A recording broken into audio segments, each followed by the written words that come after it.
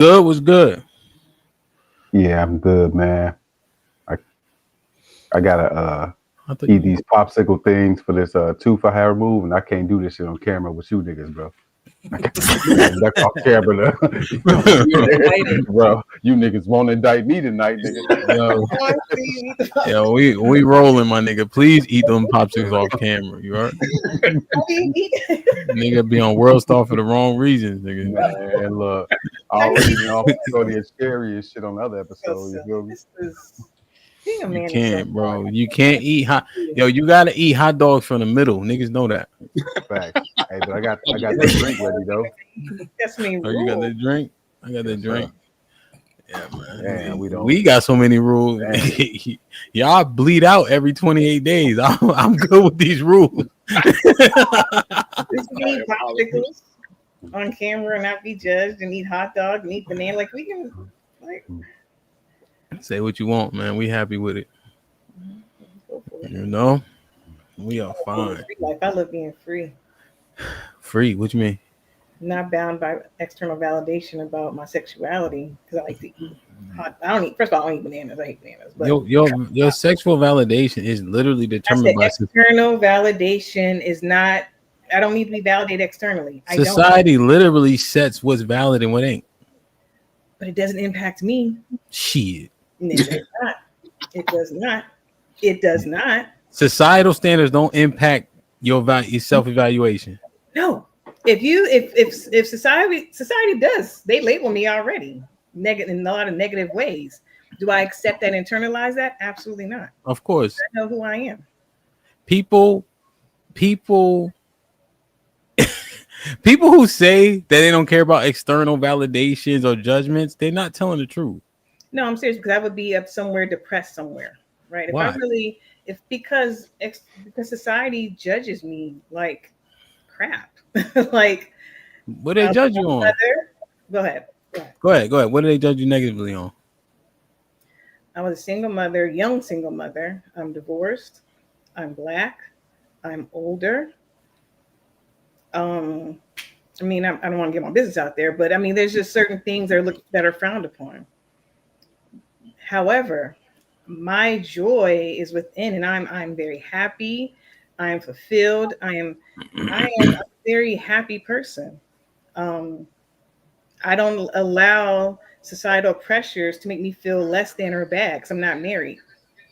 Because let me turn him down real quick. Because I'm not, and labeled with certain categories and labels that society think I should have, like I'm lesser than. So that's what I'm saying. If you allow that, you can be depressed and sadder or picking wrong out of desperation. Just say you got picked, or just say you're married and be miserable because you're not fully aligned. I know who I am. And people that say those things about you, right? Like, oh, you're an older woman. That they're the ones that are in your DMs begging to buy your kids next. So it's not even true. Like, they'll date you. It's fine. They be fronting, Right. It's so a farce. I don't allow that. You're not gonna do this. You're not what? You're not gonna do this. You So answer. Niggas beg to buy kids snacks. Like that's a block thing. the name out and send me the screenshot. I want to see. What It. All right. Do it. them niggas probably about 60, 70 years old, got an ARP card. Yeah, they ain't old niggas. They money still work. And they money She said, thank you. The old, the YNs, the old, all the YN, the middle, all every age group. The YNs too? Definitely the Y, all of them. YN's trying to get you to buy them snacks. I know you capping. Wait a minute. So you saying all that shit niggas talking is a lie? Yeah. Yes. So Slim, they don't care if you divorced, they don't care if you got kids, they don't care if you're a so-called single mother, they going. Yes. God Yes. damn. You second that, love? Yeah. Yeah. You third that, Sean?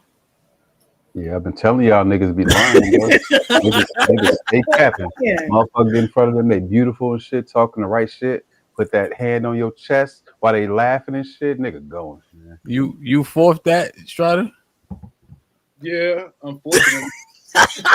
Grown men telling the truth tonight. I love Hold on. Let me ask James. You fifth that?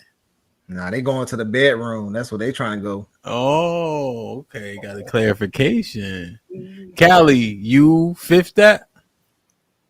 You probably didn't hear it. I don't think she heard I it. didn't hear the question. All right, we'll let you catch up. Mr. Fantastic, you fifth that?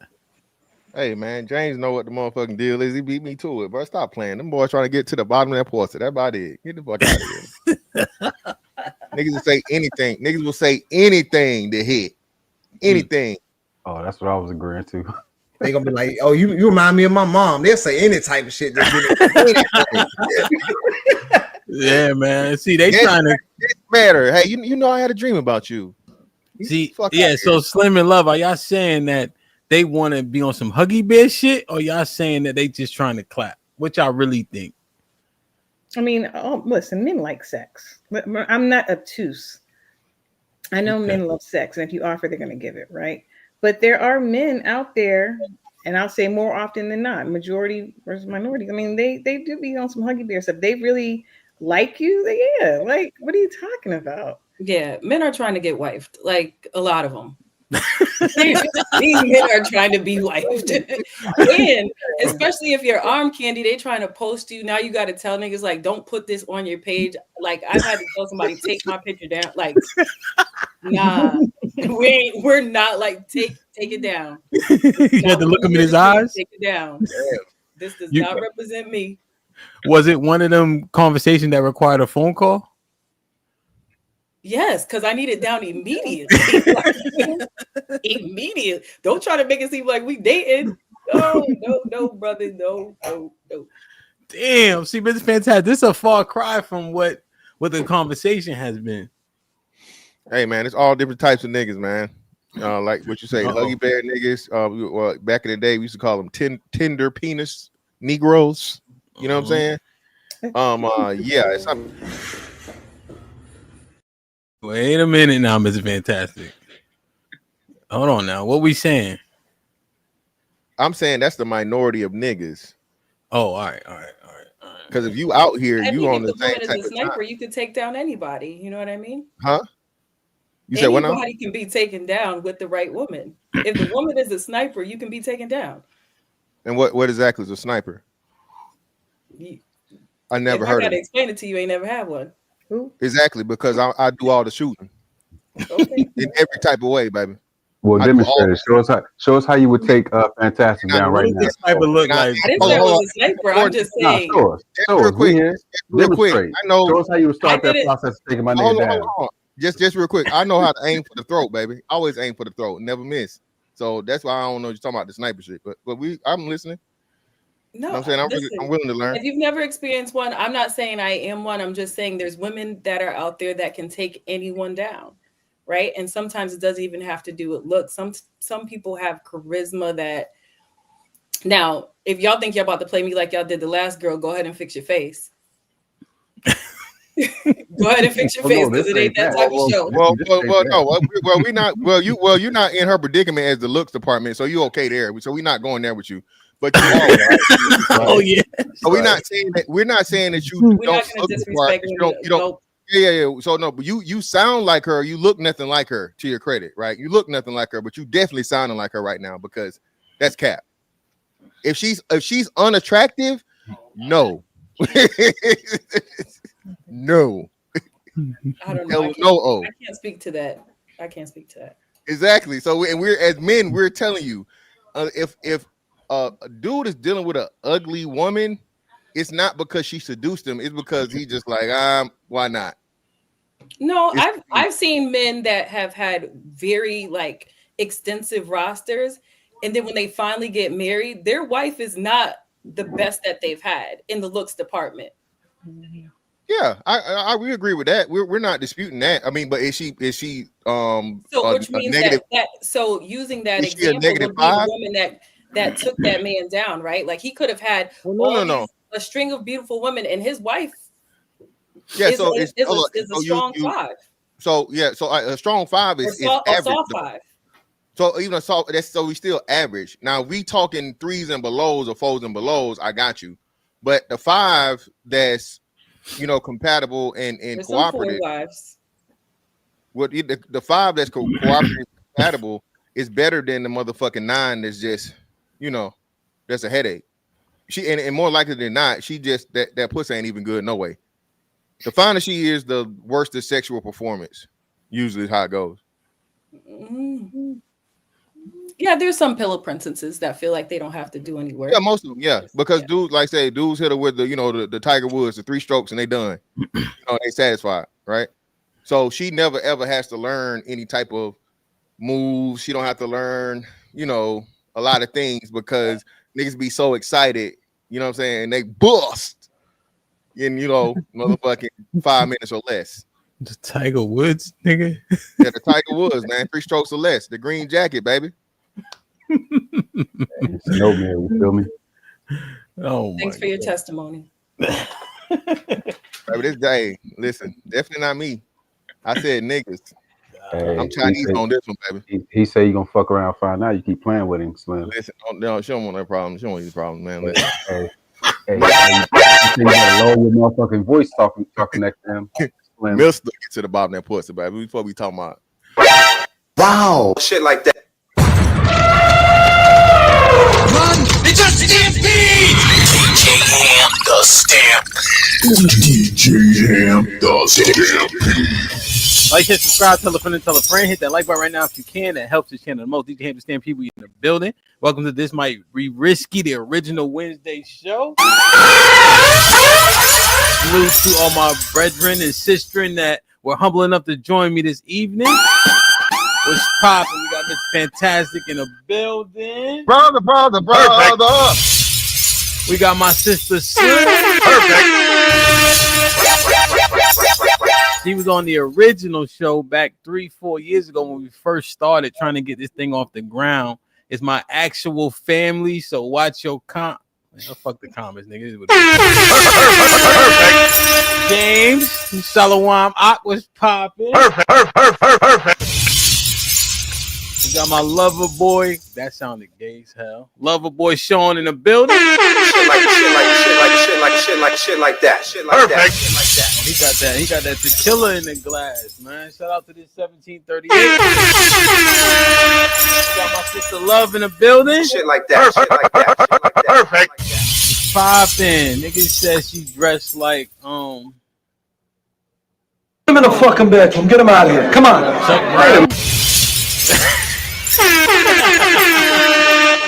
I like the hat, man. I know you get your head on tomorrow. Strado, my brother, podcast. Salute. Make sure y'all go like, share, and subscribe, man. Go ahead and tell a friend. They be doing honest work over there for sure. I'm super proud of them. The grind is real. This shit ain't easy. Cali Bev, the shooter. Why you did that? Cali for life.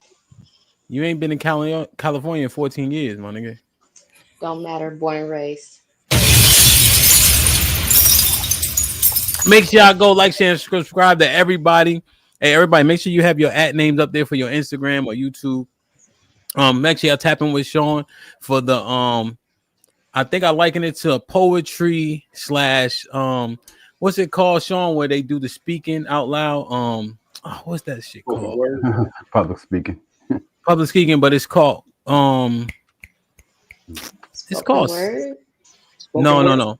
It's like when you actually go and learn how to speak in front of crowds. It's called Toastmasters. Oh yeah. Yeah. You know what I mean? Wow. Tap in already. Shit like that. Like shit like it, man. that. So this is the third show in the series. Salute to Sherelle. She kind of blessed me with this idea to group the people together that are either like-minded or in like situations. So the first show we did all my single friends. The second show was all my married friends. And now I got all my divorced friends in the building. Now, obviously, James is remarried, but he's divorced previously, right? We have people that went through the proceedings years ago, recently, processing. You know what I'm saying? And this is actually interesting. And before I open the show, and I don't think I ever did this in show history, I asked them what y'all want to talk about. Now I was kind of being slightly facetious or sarcastic, but it is kind of, I'm not quite sure the angle in which we need to assess, you know.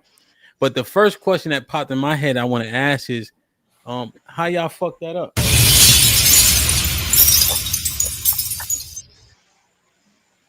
It's a broadcast. Anybody?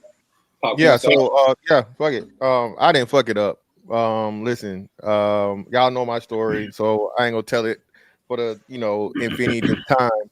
But hey, was married for 10 years. Everything was good. Stop the cap. Well, the 10 years part wasn't cap, but was married for 10 years, and a line was crossed. You didn't do nothing to fuck it up. Nah, honestly, I didn't. Over Come time, on now, dog. Come on, man. nah, real shit. So the military thing was what I guess you can blame my career path. I don't know. But living away from my family for after we stayed together the entire time, right? I think that put a strain on things. And then, people start saying shit or whatever, listen to wrong people. And, I'm honestly just doing my job, lifting weights and starting YouTube and shit, right? But the fact of the matter is, like, other people is in her head telling her shit, and she's accusing me of shit I'm not doing. And then it's like, what's going on? Like, the fuck? And then, because I refuse to capitulate, right, and do what she wants me to do, she threatened me with leaving and taking half my shit. So if you're gonna do that, you feel me? Hey, I'll just beat you to the punch and get on up out of there. So that threat, so you call her bluff to the fullest extent. I had to because if you say it now and I wait now, you know what I'm saying, for sure. We're because I was in that window to where it would have been iffy, right? To where she was right at the threshold, and being at the timing was there too. It was like, well, damn, did you now I got questions in the back of my mind. Was this the plan the whole time? You feel me? Was this your plan? Like, you know what I'm saying? So all of that stuff being what it was, I couldn't take the risk and stay in the fucking situation. So pull the cord. Okay, so you were basically assessing, like, based on certain thresholds, right? It gets more difficult to meet for me. It makes it easier for her to take advantage. Yeah. And so that statement open your eyes up to those facts and factors. Yeah, exactly. I was all the stuff that I've been talking about and all the shit. There's people that hate this red pill shit they hate, and male positivity or male centric shit or whatever, right? And then me knowing the whole family court system and how biased it is, dealing with the situation I had going on with my twins and the baby mama. I'm like, military, retirement, all this other shit, half for the rest of my life, or up to half. And make sure I say that, up to half for the rest of my life. You know what I'm saying? Hell nah. Damn. No. So, Mr. Fantastic, the obvious retorts are, the stereotypes about the military relationships, and when people out on them boats and all that. You know what I mean? And I know you say it, I probably get it wrong, and if I do, I apologize. But 6'5", dark chocolate, handsome, all that, lifting weights, YouTube, you on the boat. What is it far-fetched if people like something ain't right about that story? Who accusing him just empty with no actual proofs or no type of, you know what I mean? Like, yeah, it's easy then, right? But like when I got married, the YouTube shit, I've only been doing YouTube since 2019, 2020, like hard body, right? Okay. So it wasn't even a factor until later on, right? But once the YouTube thing started, right, and I started getting talking about the things I was talking about, and I guess people, because they knew her, were watching, and they were running back telling her stuff I said even when she didn't watch it. And now there's this back and forth about, well, do you feel this way about this and that? I'm like, no, I'm not. This has nothing completely to do with me. I'm just speaking from the man's perspective that's going through the situation. So that put a strain on it. But as far as me cheating, like, nah, you call her out, come to the front. She don't exist. I was one thing when I'm in a relationship, that's why I say, for me, A marriage is nothing but a fucking relationship with a license. Okay, because if I'm in a relationship, I treat every relationship as if I'm married. Right? I'm giving them fucking 110%. I'm monogamous. I'm faithful. All that shit. Right? The only thing a marriage does is the state recognizes it and it gets put on a piece of paper. Right? Not belittling it, but that's just the way I look at it. Right? So I was the good nigga. Right? I told you I done turned down pussy. White girls, white girls love all that shit. Old slave fantasy ass bullshit, right? So I've turned down white girls, bro. Wait, hold on, Miss Fantastic. Let me get this straight though. So that's the You hardest task. White what you bitches say? is the hardest task is crazy. That's not Yeah, the hardest thing. white I'm just saying. I'm like, well, but I'll the say part that you said, and Strata, correct me if I'm wrong, when that nigga YouTube red pill hurt your relationship, hell yeah, hell yeah. Because I went from a regular nigga that was just her okay. to like people. I had like a following. So you go from a regular person that I just do this and so on and so forth, and then I start getting a following, and then you get female followers that are honestly just that, only that, but now it's a problem. Who is these hoes? Who is these bitches? And I'm like, I don't know. Okay. So it wasn't so was it I thought I heard you say the talking points is what she started to take exception with. Yeah, that's what I heard too. Yeah, Okay. that too. That was a part of it also. Okay, So because that's the talking part points you pinpointed first. Go ahead, my bad. Go ahead. Yeah, no. So the talking points was a part of it too, because she thought this was like internalized things that I've been holding on to that I'm speaking about, right? Mind you, even though she knew and she went through me with the shit when we was talking about the family court shit and child support and all this other shit, and just the ways that women are. So she felt like I was talking about her, I guess, and that's and not even that, because like I said, she wasn't even really listening. Other people that knew us, because you get on Facebook, hey, I got a YouTube page, I'm this. Now you got family members that's looking at my shit and then running back telling her, "Oh, you heard what he said, and this and other. Y'all okay? Is this all right?" And now, you know what I'm saying? She's coming to me with all this fucking, and I'm like, "Yo, what's wrong? What are you talking about?" "Oh, you talking about this today on the show?" And I'm like, "Yeah, it got nothing to do with you." They don't believe that shit though. Yeah, they don't. That's what I'm saying. So that, and then she tried to well, another part too. Well, she wanted me to stop doing YouTube, and I'm like, stop doing YouTube. I'm like, yo, you gonna fucking give me the money per month I was making? You gonna get it? Like I'm here paying rent and still paying the whole mortgage where you stay at the house, right? You know that, right? So you telling me to stop some shit that's making bread over your feelings when it's not even about you?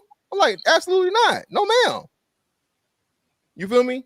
And that's to the point where that happy wife, happy life shit was dead with me, right?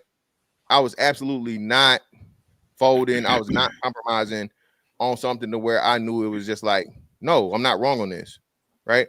So and you gotta trust me, and you should know me, love me, everything enough for me to tell you, yo, this has nothing to do with me and you. This is just my thoughts and my perspective of what's going on, and use it to the benefit, because that's literally what it is at this point with this business. You feel me? Yeah, I understand it. It just interesting, right? I mean, go ahead, love, Strata. It's very interesting. I just have a question. I mean, if your wife is hearing you speak these things, you're saying, yeah, I'm just saying, it's like a persona on YouTube. I don't really mean these things. That's what I heard you say. And Well, no, so, that's not what I said. I never said that. what did you say? When she said, "Do you really believe these things?" What did you say to He her? said he was I said I'm speaking not for talking to other you. men. Yeah. Yes, I'm not talking about you. I'm not talking about us. This isn't something that I had held up over the years, and now I'm talking shit about you on the sly. That's what I said. Yeah, but if it's not about, yeah, I get that. Of course, it wasn't talking about your wife, Jane Doe. Like, it wasn't directed towards her, but it's about women overall. So these thoughts, these red pill thoughts that are stark difference than how you were before. I mean, don't you feel that is cause for some questioning? Because where these foreign thoughts coming from? And if you really believe these red pill talking points, they don't necessarily align with who I am as I'm talking about as your wife, right? I got you. And so that type of thing, like that, I can see how that caused concern. And so did you have any type of grace for her to evolve with you? No, I had grace. That's what I'm saying. I had grace, but the thing is that I heard a lot of I'm sorry, I thought I heard a lot of frustration. Like, no, I ain't talking about you. Like, what you talking about? Like, get out of here. Well, no. So it became that way. I just, you know what I'm saying, because I tried it's cool, it's on and so forth, and to give a explanation of what it is, but her emotions wouldn't allow her to hear anything logical. It was all feelings. So then it came from, trying to explain to the frustration of, let this go. Like, just it's not about you. It's really not. And then when it came down between your YouTube and her, he was like, bitch, you gotta go. No, it wasn't that. It was the ultimatum. He was like, YouTube is too important and love is not eternal. YouTube wasn't a reason. YouTube wasn't a reason. YouTube was just a part. So like I said, I would feel away. Like if you made a decision, you could make money. I get like no. Well, no, what is your passion, right? And maybe you didn't feel supported or whatever. I'm sure there was other things in there. That's really what it was. It was something that I enjoyed doing. Right? It's something that I truly enjoyed doing, and it was a positive. And I knew that, you know what I'm saying, negatively, it had no impact on our relationship unless she made it that way. Now, I can understand her feelings, but that's like saying, let's say, of course, I get $1 million fucking job, right? Well, I don't like that. I don't agree with fucking ham. So you working for the ham sandwich company. So no, you got to quit your job. Bitch, are you crazy? Respectfully. Was this $1 million? That's different. Like those are it's the same. It's the principle. That's what I'm saying. The principle is no matter if it's business and it's nothing to where there's infidelity and whatever, and it's your emotions, your feelings, get over that shit. Right? That's how I would. I would never if the roles were reversed. She had a job to where she started talking about whatever, so on and so forth, la la la. Hey, this ain't about us, is it?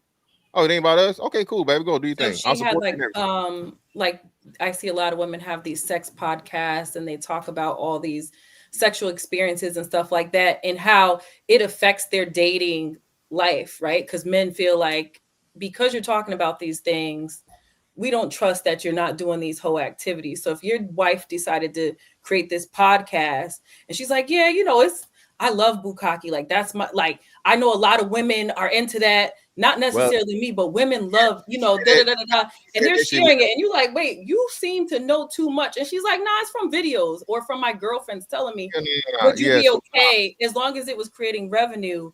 The bukkake shit is different because I don't get Rainbow Kid. Clip that now. Go ahead.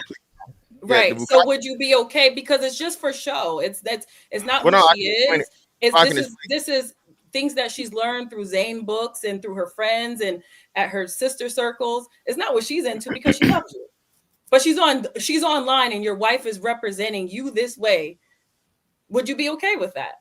Okay, so no, because first I don't God killed a man for wasting his seed, and that's what bukkake is. I don't let her waste one drip drop. Okay. But it didn't have anything to do with her. Yeah, well, that's what I'm saying. So that'll be my first call for pause because that's something I don't do. So you start talking about some shit that I don't. It's not something that your wife does either, but it's just something that she heard. No. Again, that's totally different. So we're talking about sexual acts and we're talking about concepts. That's two different things. She's talking about a physical activity. It's a concept. No, it's not a concept. Like I said, I can't let you moonwalk it. It's conceptual. It's conceptual. But it's fantastic. What she's articulating is simply there's a disagreement in the ideology, methodology, or application of said thing, right? Your wife is having discussions about things that one you think is unbecoming, or two is a behavior that you wouldn't accept if she ever even thought about experiencing it. And yet she's having a substantive conversation regarding that. Yeah, that's something that you would take extreme exception with. Yeah, you so would not be okay with that conversation, and she's talking about it ad nauseum. Yes, I would have a major issue and problem. So regardless of obviously it was an extreme using bukkake as the example. But whatever you were talking about, she wasn't cool with.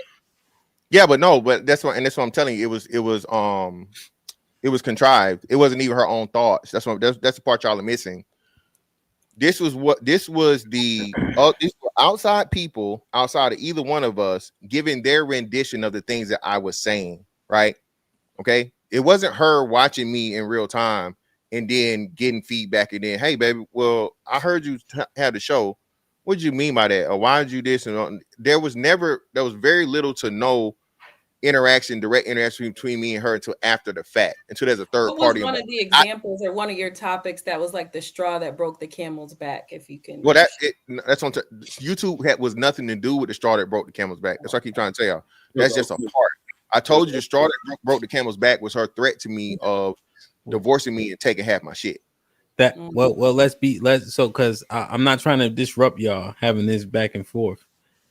The catalyst to her saying what she said, a component of that is the YouTube talking points and etc. So now she's getting upset about allegations of infidelity, and then on top of the sentiments being shared, then she says an extreme thing. Yeah, there are definitely cracks. There are definitely cracks in which, the water got in and broke the dam. But we get what she said. What she said, she shouldn't have said that, right? Yeah, we get that. We're looking at the particular pain points. One of them being the talking points, and then people playing telephone with them. Mm-hmm. Oh, right? okay. I understand that. Just ask what age was this? At what age were you all when you got divorced? Yeah, that's what I said. So we were 10 years in. This I just well, not 10. No, but what age? What? That's what. Is she in her 20s, 30s? She's in her 20s. I'm what? How much older than her am I? She was 89. I'm 83. So I'm 6 years older than her. But 10 years married. Yeah, 10 years married. When we got married, she was 20 or 21. So yeah, 31. So 30 around she was around 30. I was like 36 or 37. Yeah. So she started to have a mind of her own. Well, no, she had a mind of her own. No, she had a mind of her own since the beginning. I've never been a controlling guy. Well, but she was 21 and you had a 6-year lead, so you had more experience than her. So 10 years in, that made her 31. So now she's a little bit more mature and she's a little wiser than she was when she was 21. I would beg to say maybe. I don't know if I would look at it like that, only because based on what he said, when she threatened to take half, that would have put her closer to the 30 age versus the 20 age. So it's not like she said it when they first started. Right. She said it when she was older and she was like, yeah, I don't know that I'm about. At 22, he probably could have got this off. But when she was 22, he could have got this off. When she was 23, he probably could have got this off. At 31, she's like, all right, I'm 31. I'm assuming your wife was, based on what you're talking about, you don't mess with nobody below 5. So if she's attractive, she's like, I'm not trying to waste my primary years. This nigga, either we're doing this or we're not. No, you gotta slow down though. All this bail just your original premise was that as she matured, that she would have changed to kind of. She would have been wiser to where she would have at 21, 22, 23, she may have accepted his YouTube and whatever he was talking about. It would have been easier to convince her that it's not that bad and your feelings are, but at 31, she's like, no, I'm standing in it. Hey, Slim, have you ever considered that maybe she was just bugging? Because you shooting her a lot of bail just with limited information. You shooting her bail just because she was bugging. Maybe she was just bugging. So no, it wasn't a maturity thing. It wasn't a whatever. Again, she didn't want the divorce. She didn't want it. I did. Right. So again, she didn't divorce me. I divorced her. Right. So she wanted to stay together in spite of. I said that line had been crossed, and of course over the 10-year period, I'm not going. There was never any infidelity, right? But we had bad times. A lot of it outside shit doing to my kids, right? The twins. So we went through a lot. Not hers. So no, I had kids before her, right? Well, you don't know my story. So I got my sperm stolen when I was 21. Okay. All right. Had twins by a bitch ass baby mama. Right. Got pregnant on purpose. Go through that whole process, and she's with me She through took the it out of process. the toilet. I mean, out of the condom and Nah, inserted no, she just stopped taking birth control. Didn't tell me on purpose. it. Okay. I'm not. Yeah. All right. You want to shoot her I'm some not- bail too, I'm not don't you? Look at you. You I'm want not to shoot her gonna some bail too. Yeah. I'm You're not just taking looking the to bait, shoot some but bail. okay, continue. Damn. Yeah. So Do it. we had our son in 2011, right? And she's going through me with this process, you know, of seeing all this shit, right? You know, and we good times, bad times, whatever, right? We grew together. That was a thing. So at this point in time, I've proven to her, and I showed my appreciation and everything that I could do. I was perfect. Wait, you had these kids while you were with your wife? Way before. No, she I remember I'm 6 years older than her, so how could I? She was a child.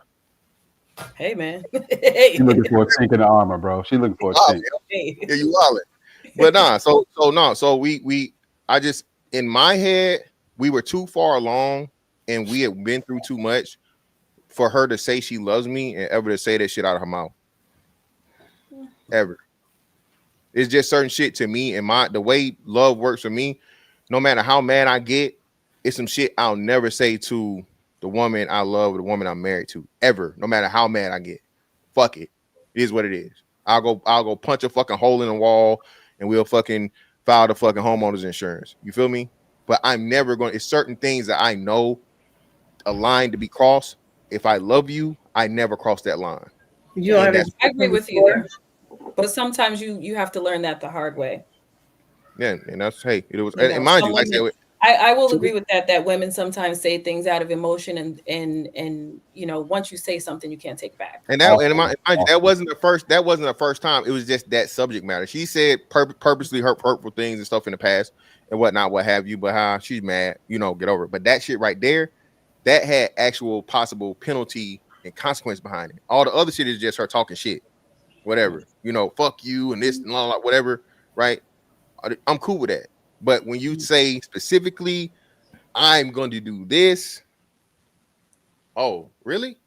No, the fuck you ain't, because we over with now. And mind you, again, do you regret your decision? Do you regret your decision? Or are you? Oh no, baby. Life is good. Life is lovely. Well, good for you. brother.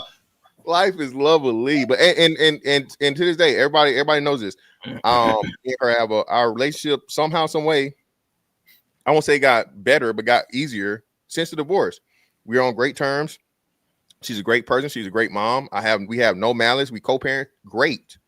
Me and her are actually still friends, and I mean, like I said, it kind of supports my theory. None lasts forever. Nothing, good or bad. Right. So once you understand that point, or so on and so forth, you take the good out of the situation, take those memories, appreciate them, take the lessons, learn, and just move forward. Slim, what's up? Oh yeah. You want to answer the question? Well, run it back, please. What did you do to fuck it up?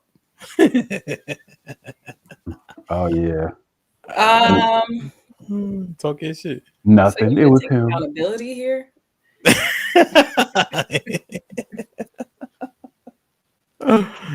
So I got married very early at 22. Dated the same person from 15 to, and I got divorced at 37-ish. So I was married like 15 years. And I think it was more so which is why I asked you the question about maturing, right? Because like I got into this relationship very early. And at 21, like we were just like really cool friends. I was one of the bros and all that. And once you hit that 30 age, you might want more. And in regards to like, there was a lot of things that my husband was able to get off, right? Like on my wedding day, as HAMP knows, you probably played the game. Like I got married, I paid $1 billion or whatever. The wedding was like $1 billion. I exaggerate, but the big wedding, the day of the wedding, the next day we stayed at this spot And he's like, yeah, we got to check out early. I got to go play football. Right. So like, it was immediate. I'm not the priority here. Right. Like, and so this just like lasted over a period of time. Him, fix your face. This lasted over a period of time. And then as you get older, you're like, yeah, I don't know if this is for me. Like, we're friends. I feel like women just mature a little faster than men. And there's not one thing that can pinpoint why my marriage ended. If I had to take accountability, a part of that would be, as you said, Mr. Fantastic, was just sometimes I would say things because the biggest weapon that women have usually is our mouth, right? Like, I can't beat a man, but I can say some very hurtful things, and I'm very good at it. Like, great.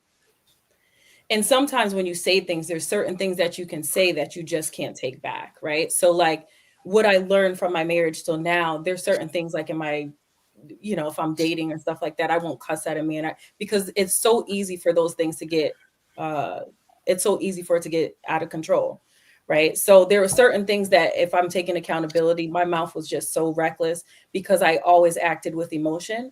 A part of that was that I didn't have an opportunity to mature or become myself without my partner because our relationship started at 15. So I never had to act all that acting out that I was doing at 15.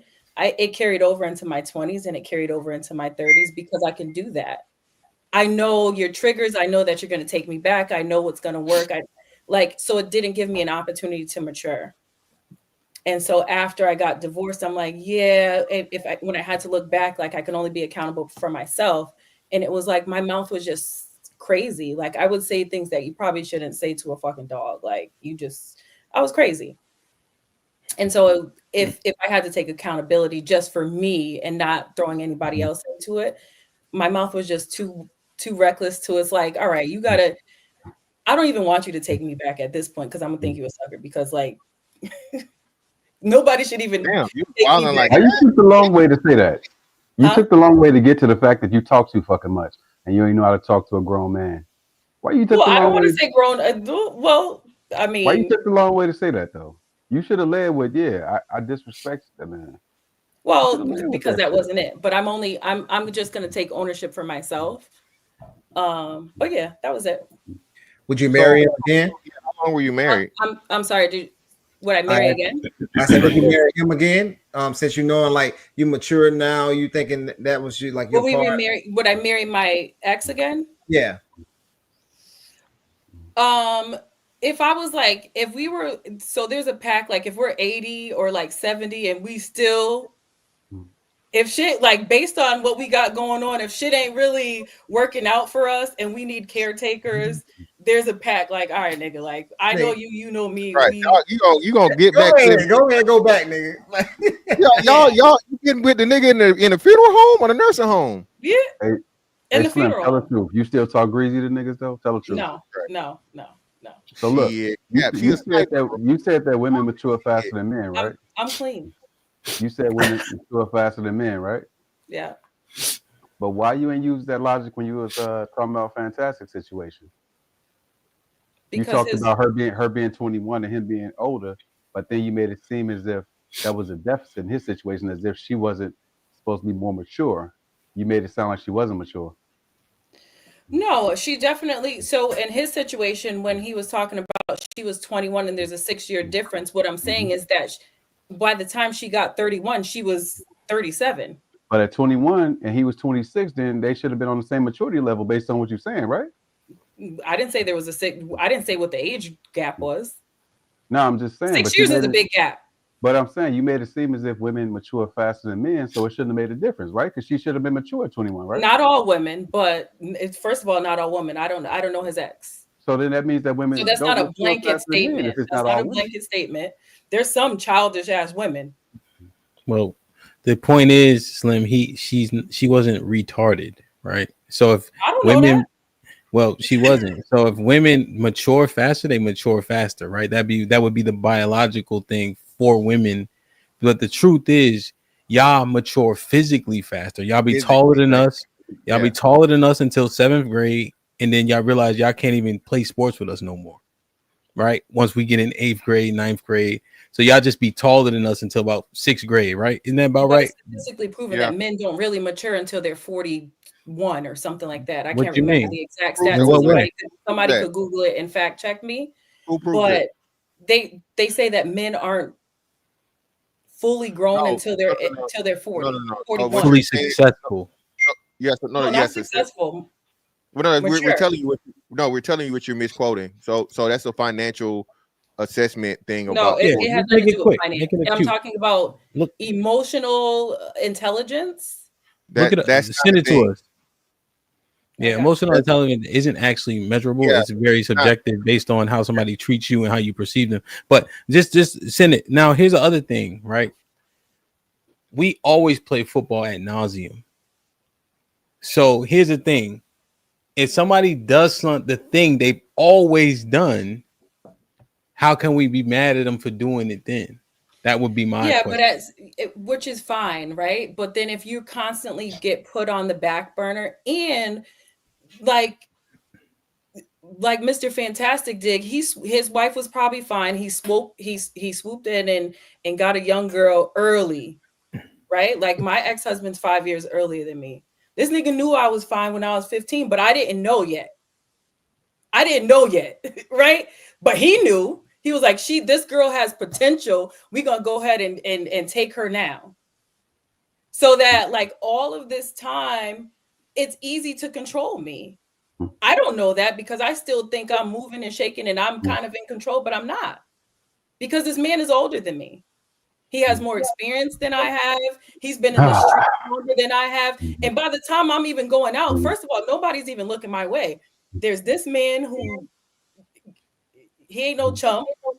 You have HAMP, who is my brother, who also, even as a brother, you can't even talk to me a certain kind of way. Niggas didn't look at me in the eye. So I'm thinking, all right, nobody really even likes me for real. So I just got to stay here. So women don't mature fast in the men again. And then if you listen to enough podcasts and you listen to enough men like y'all talk, you would think that there's no options for Black women, especially after you have a kid. So I might as well stay here. But look, I don't even know that there's options. I didn't even know that men were gonna be begging like this. The important thing here was you said that he was putting you on the back burner. So he was doing that before y'all got married, huh? Yes. I'm sorry, repeat Yo, your question. Sean, we play football every Saturday, Sunday, like ad nauseum, bro. No, you don't understand. I understand. My understanding is amazing. Football was vacation. Football was like it was a part of life. Like everybody just plays. I had my child, and I'm like, hey, like I just gave birth, and I'm like, okay. They're like, oh, do you guys want to do? It was 5-6 hours went by. This nigga came back with grass stains. Where the fuck were you at? Oh, I had to go play a game. Real that shit. Was before you got married? Yeah. No, I was married. But we've been playing football like this. But at this point, you just put like, yeah. So you just assume that and that comes with maturity and understanding and all of that. At that time, I would assume that I'm going to be only on the important moments. I didn't ask for much. Like I knew the family and the life that I was being married into. Yeah. So I accepted that, but I do expect on my wedding day, when I give birth to my child, I expect that if I'm in the hospital having open heart surgery, that you don't play a game. That's not too much to ask for. Well, hold on. Wait. So hold on. You're being hyperbolic on the open heart surgery part, right? Yeah. Yes, I'm exaggerating. So, hey, my wife was now y'all got kids, right? So we had a game on Sunday. She 2 centimeters dilated. How much more she got to go? 8 of them things. I was the quarterback. What you want me to do? And then I went back to the hospital and she was at 4 centimeters. I'm like, good decision. Yeah. And then what happens with that? And so the reason why I sympathize with your wife is because she probably spoke out of emotion. And he will tell you, like, I never get like, all right, you play football. I understand this is your life, right? I have 3 kids taking care of his extra kids. So now I have 4 kids that I'm taking care of under the age. They were all young. All I wanted to do one day was go to like, hey, my cousin has a baby shower. Got to kind of go to this thing at 2. I already made breakfast. So when you come home, you're going to have something to eat. Go to the game, have a good time. just be back by 2 because this is all I want to do. Like my one chance at freedom. 2 o'clock turns around, nigga's not here. I'm like, hey, we're like, are you on your way? Because I like this is really important to me. And he's like, yeah, you know, my man he had a flat tire. But I'm like, yo, your man just had a flat tire last week. Either he's getting this, what kind of tires does this nigga have? Like, you have to come up with a different. So then, you know, I tracked him because I was that kind of girl. And he's at the football field, right? Like, so it's about me not being. So it's like, all right, all you kids get in the car. Get in the car. Take your breakfast with you, whatever. I get to the field. And still, out of respect, I like beep the horn like, hey, like, I'm here with your kids, like I got some. I still was giving the like, just come get the kids so I could go. And because ego and pride is such a big thing, the nigga ignored me and was like, yeah, like, and went in for the next play. But at least he wasn't out giving out bukkake. And that doesn't matter. But that's what I'm saying. Everything isn't about whether you cheat on somebody. Everything is not about cheating. There could be other things that are disrespectful. So now you're ignoring me and you see that I'm here and you've already lied. So now when I drive on the field to stop the game, whoa. like, what the fuck is wrong with you crazy. You crazy. Yeah, you crazy. Oh, you mean literally? Yes. Well, I mean, I'm 20 something, I'm young and whatever. Like crazy. But now I gotta drop the kids off on the sideline. I'm taking the car seats out and I'm like, all right, y'all get out with your dad. And now I got to reverse up. So now it's like, oh, she's crazy. But is she crazy or have I asked her for the last 10 years to just do this one thing? And so you paint these women as this crazy person. As you said, your wife, you know, she just crossed the line. Did she cross the line or did you guys have this conversation several times about she didn't feel comfortable with this? And so there could have been somewhere where you could have said, I could have met you in the middle. You know what? I know that you're not comfortable with this. I like YouTube. This is something that's an outlet for me, and this is what I like. Maybe I'll change the way that I speak. But what you said is, bitch, you could fucking go. You could go. So you chose what you wanted out of that. Well, no, you're framing it improperly. Again, like I said, the divorce thing never happened over the YouTube. That never got brought up in the whole thing. But that was the catalyst. Oh, she putting it back on you, bro. Damn. That's fantastic. Why are you even defending that? Hey, yeah. She's trying to get off of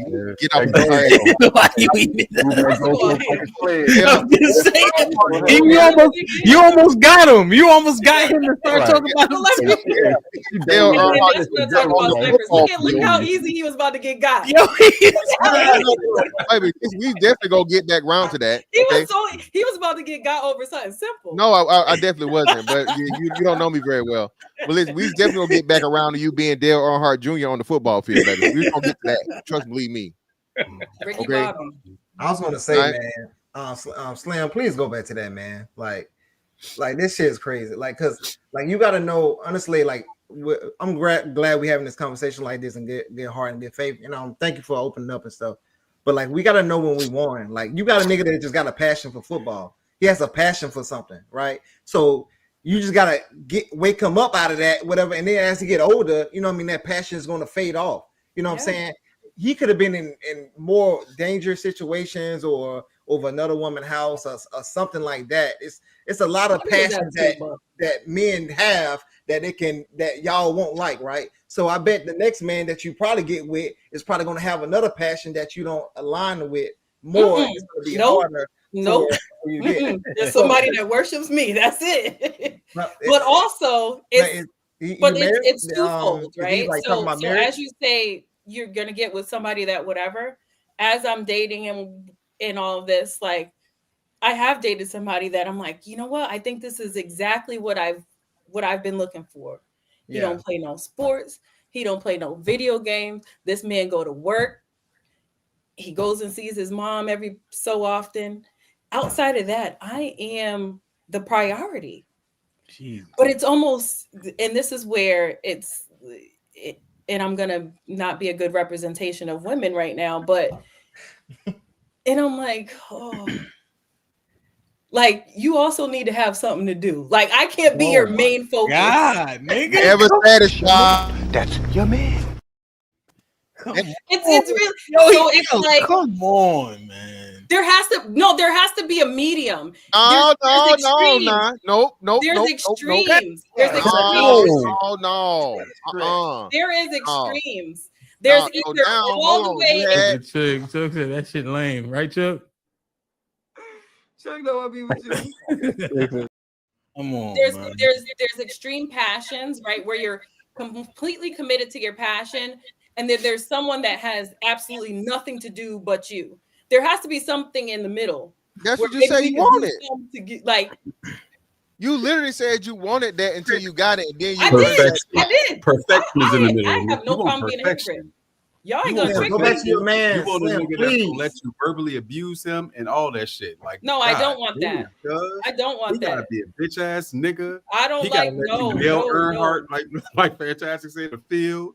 He better shut the fuck up and take care of his kids. I don't do bitch ass niggas. So how long were you married though? That's all. How long were you married, Slim? 15 years. 15. Okay. Mm-hmm. Yeah, we were together for 20 years, but married for 15. So you're the recent. No, I'm 42. Yeah. Okay. God bless that gentleman, man, for making it out. Well, hey, man, listen, you can always up y'all's remarriage pact, before the nursing home until like retirement age. You know what I'm saying? 65 and a half versus 82. We'll see. Yo, it be so ill, right? What y'all think about this situation, right? So, like for instance, one time it's a championship game, right? Mm-hmm. It's playoff game. If you win, playoff game, championship, right? This is me specifically. The kids were sick, right? This was when it wasn't 2 sets of twins, just 1 set. But I'm like, they ain't gonna get no better with me not going to the game. They're gonna be sick regardless. Right. But furthermore, it's championship weekend. It's support. Why would I stay home? You have to qualify for the playoff. Huh? That would be okay if it was one time. Like it's a championship, and your wife probably would support you through one championship. But when it's championships every weekend, and when championships in football becomes your vacation, and it becomes you're missing your kids recite. Well, no, I won't say that he's ever missed anything for the kids, but when it comes down to where like football becomes your life revolves around football and there's nothing else. At some point, your wife wants to do something outside of your passions. It's not that she doesn't support you. She supports you. She goes to the game. She probably pushes them damn strollers with all 47 of them damn kids. She supports you. But at some point, there has to be something to where you support what she wants to do, or there has to be a happy medium. It's not that you can't do what you want. Do what you want. Hey, him. I do within reason. I got a question because it's important to me, bro. I just want to make sure y'all understand the perspective. We play football. This is a hobby. Yeah, it's just a hobby. It's hobby not a football. Hobby. It's a life. Y'all got pads? No, hell no. We ain't playing no pads. Y'all just, okay. Oh, yeah, but we travel for this shit, nigga. We win trophies. Like, yo, this shit was everything, bro. No. And her husband was great though. Like that's another thing she leaving out. Like if he ain't come, nigga, we was at a deficit, motherfucker. You know what I'm saying? And he was a star player. You know what the star players get, and he wasn't even much focused on that. And we all tight, like you know what I'm saying? Yeah. Like so when we used to travel to these tournaments, right? Just to give you all the context, not that it matters, and it's for fun. The other teams will get people, they'll pay other players. Like, remember He Hate Me? Remember Rod Smart? They paying him to play on their team. Our team is literally 50% of us is related by blood. You know what I mean? But we used to compete, you know? So when one person was missing, it'd be like, fuck you I need you to stop saying that because I text this nigga and was like, yo, HAMP is not your fucking family. Yo, you can't. That's crazy. Family. That nigga's not your family. Stop trying to go to his fucking shit. That is my family. And if we're divorced, that nigga, you no longer have ties to this nigga. What do you mean? This is my family. That is fucking crazy, bro. So stop trying to be friends with him. Sean, say something. You got your glasses on, nigga. I can't respond. What the fuck? Hey man, she knew what it was. You know what you signed up for. You know what you signed up for. Yo, what if that's he was in the crazy. NFL? Your ass would have shut up then. No, You wouldn't have been driving on the guy in the stadium, would you? Your ass would have been it's a cashing them checks and shopping at that and being stage and quiet. age, it's a possibility. Nah, ain't no possibility. You would have been wiping your eyes with fucking $100 bills. No cap. I never been You moved know like it. that. You know it. You would have been Unfortunately. bragging. Hey, she would have been bragging. She would have been taking pictures with her awkward ass friends and shit. You know what I'm saying? On the sideline. Oh, so close I can feel the sweat. You know you would have. No. Nope. Yeah. Unfortunately, no. Man, I don't think women understand like how the camaraderie that we have when you play sports together. Like I've been playing sports my whole life, like competitively. Even when I joined the military, I was on teams, winning, doing all that stuff. So I get why your husband was doing what he's doing and stuff like that. So he probably could have did a better job explaining it to you, but I don't know. You still probably could have said the same result, but it is what it is, man. Get your man back, please. Well, no, it's just crazy, right? How we, never satisfied. Women always want what? More. She literally said she had everything. She literally said she had everything she wanted. A nigga that was obsessed with her, and then nigga, I'm sick of you. I'm tired of you. No, but you know what? No, what I realized in that moment is that he just wasn't there was nothing that this man could have you're just not my person. So what do you? So what? Hold on. The guy, because you try to go back to the example that I proved of everybody like this man that did everything for me. He just wasn't my person. Yeah, but hold on. You were saying you. So how is he not? You guys are in a relationship though, right? Yeah, like okay. We tried the relationship thing, but sometimes like you're a good person. This is cool. But this is not the person I want to spend the rest of my life. Oh, what was it really? So that means it was something. It wasn't just the fact of the matter that he didn't have nothing to do and he's obsessed with you. No. What was the ick? What was the thing? What was the one the thing that was like, I'm sick of this nigga? What was it? Be honest. It's not about being sick of anybody. It's just you're just not it. That's literally what it happens is when you watch a man fall in love with you faster than you fall in love with him. There you go. Yeah, that's why you never. And you know that this is not. Don't even say it, Mr. Fantastic. Let her say it. Say it. Go ahead. When you know this is not your person, and you watch a man. No. The fall in love part first. What'd you say now? Yeah, you can see a man. You can see a man fall in love with you. And what you say? said? Doing all of these things, and if you stand on the side of at least try to be a decent person, you have to pull the strings because you're gonna. And unfortunately, there's not that many men that are. Well, I don't know if there is or not. I've always had good dating experiences for the most part. There's a lot of great men that are out there. And what happens is they get with somebody that destroys them. And now that's their villain origin story. Right. And now they treat all the next women, and the next women don't deserve that. I'm not about to ruin a good man because somebody deserves this man. It's just not me. Like, I'm not the person. Nigga, hush. So I don't want to be the person that breaks this man's heart or do something so terrible. I need to pull the strings early. Yes, it's crazy, right? So one of the things you asked, like one of the examples of the talking points of shit that was going on, I guess, right, was just that, right? A man should never be in love with a woman. You should never fall in love with a woman.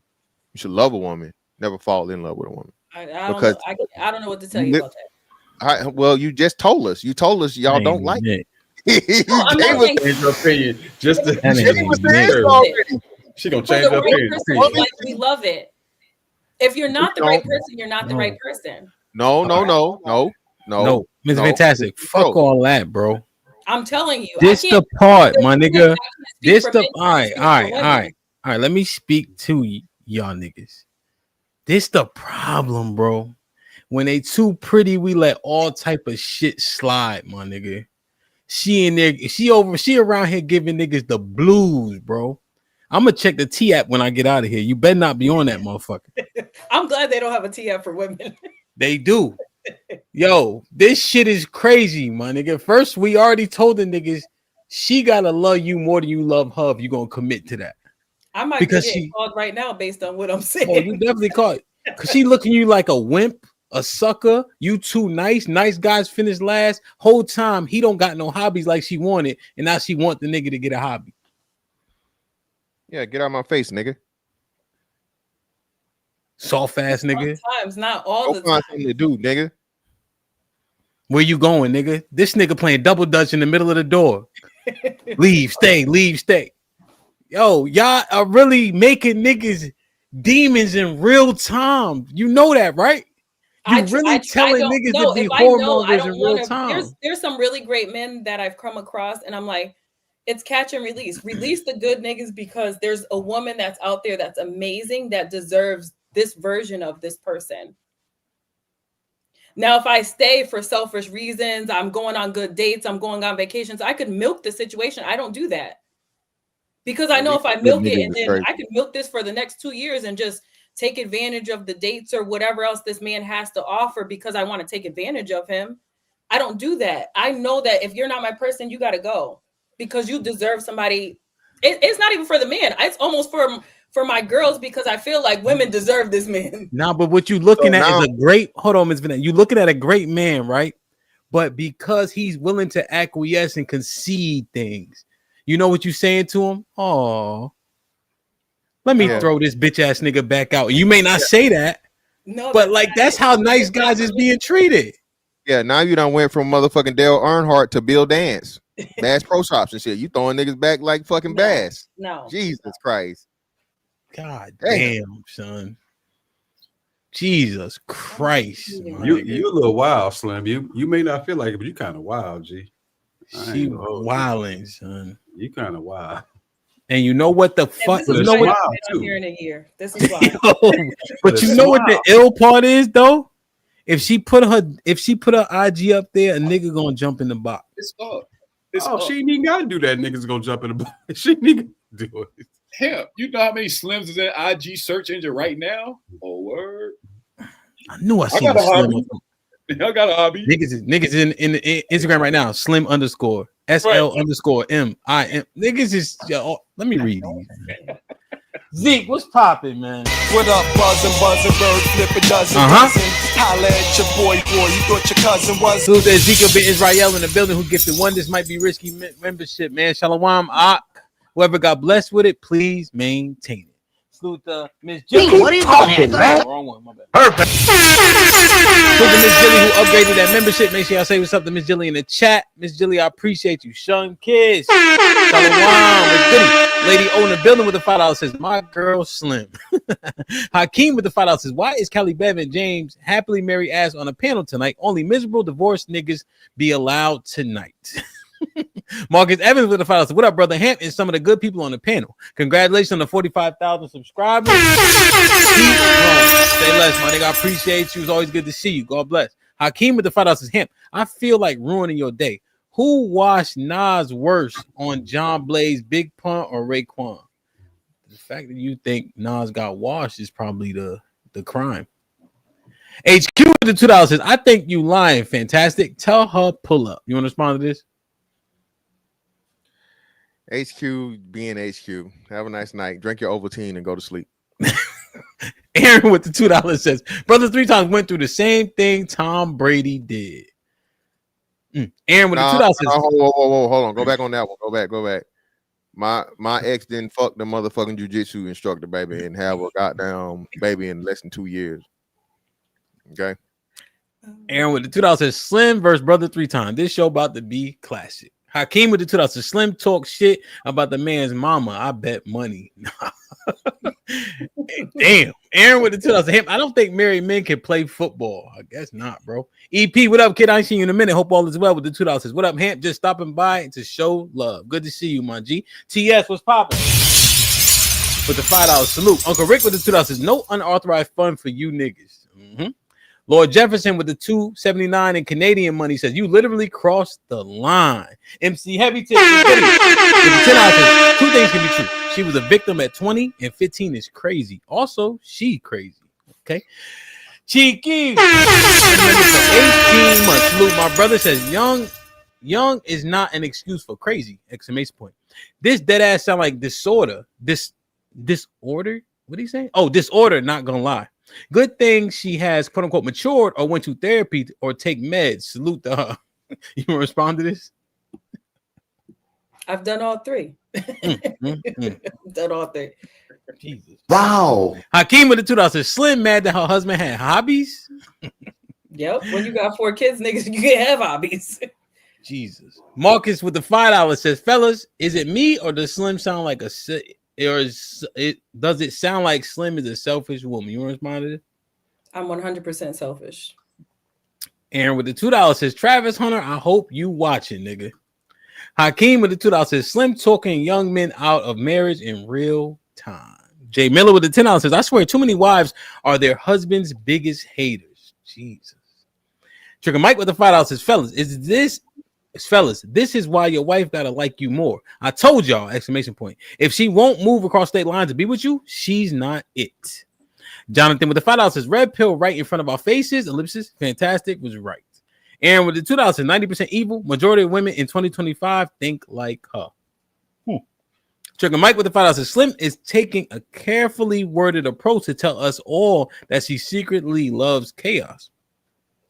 She wants to cry, argue, fight bitches over her dude. Is that true? I've done all 3. Except for fight. I don't fight over no man. Wow. Okay. Hakeem with the $5 says, fantastic has been proven right once again. This nigga been on a winning streak for months now. Lord Jeffin with the $2.79 Canadian says, she missing driving in the field. NTAT was goody. Nick Taylor in the building with the $5 says, that's why I tell my guys to do what they want to do. If she like it, cool. If they don't, cool. Do you and let them play catch up and don't look back. Like, share, subscribe, tell a friend and tell a friend. Hit that like button right now if you can. That helps the channel the most. Any other follow-ups for either Mr. Fantastic or Slim before we move forward?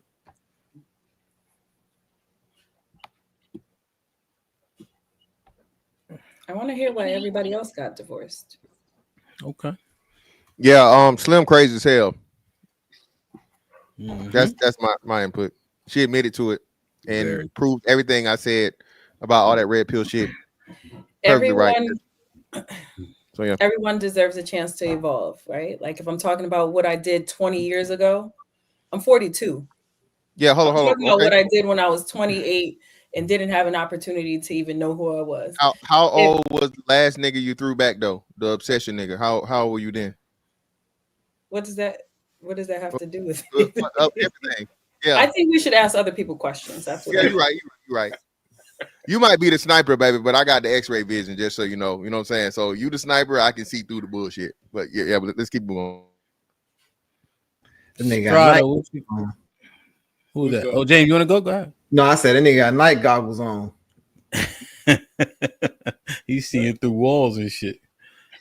Strada, what's good, you my boy?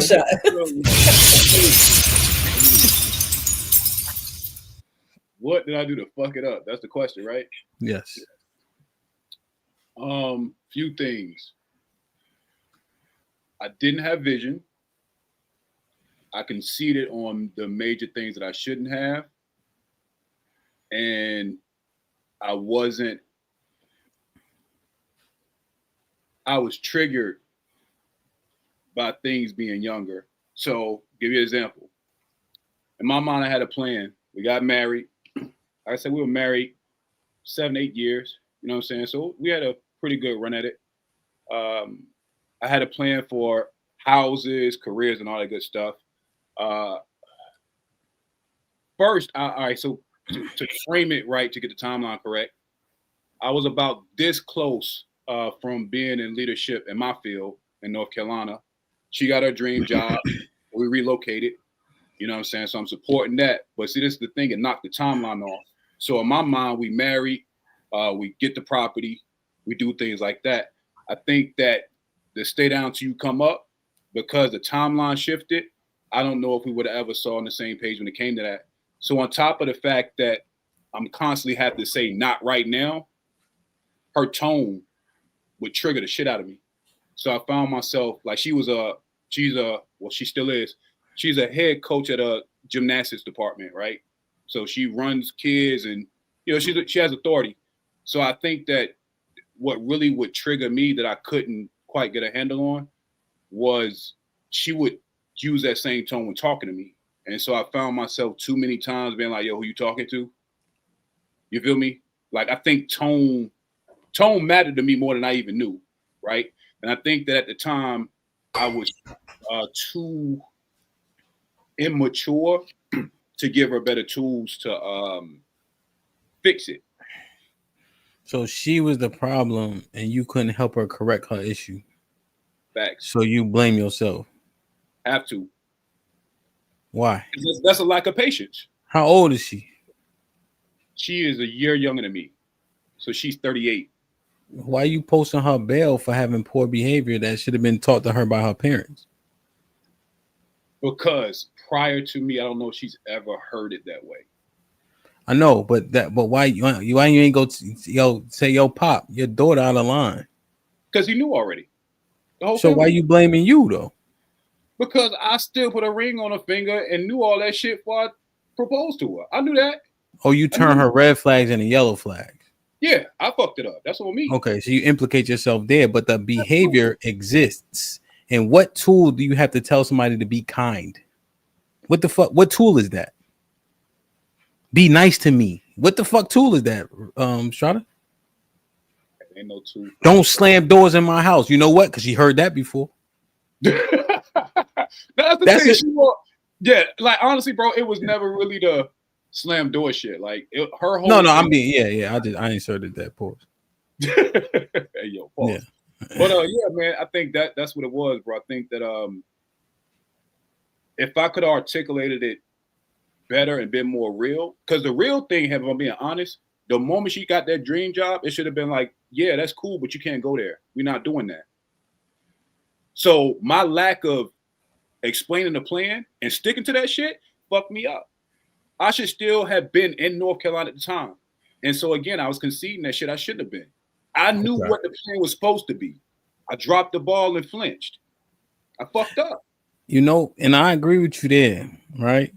Because when you the nigga that's acquiescing, you get treated how Slim treated the other nigga, like a puppy. Facts. Puppies is cute, but you don't kiss him on the lips.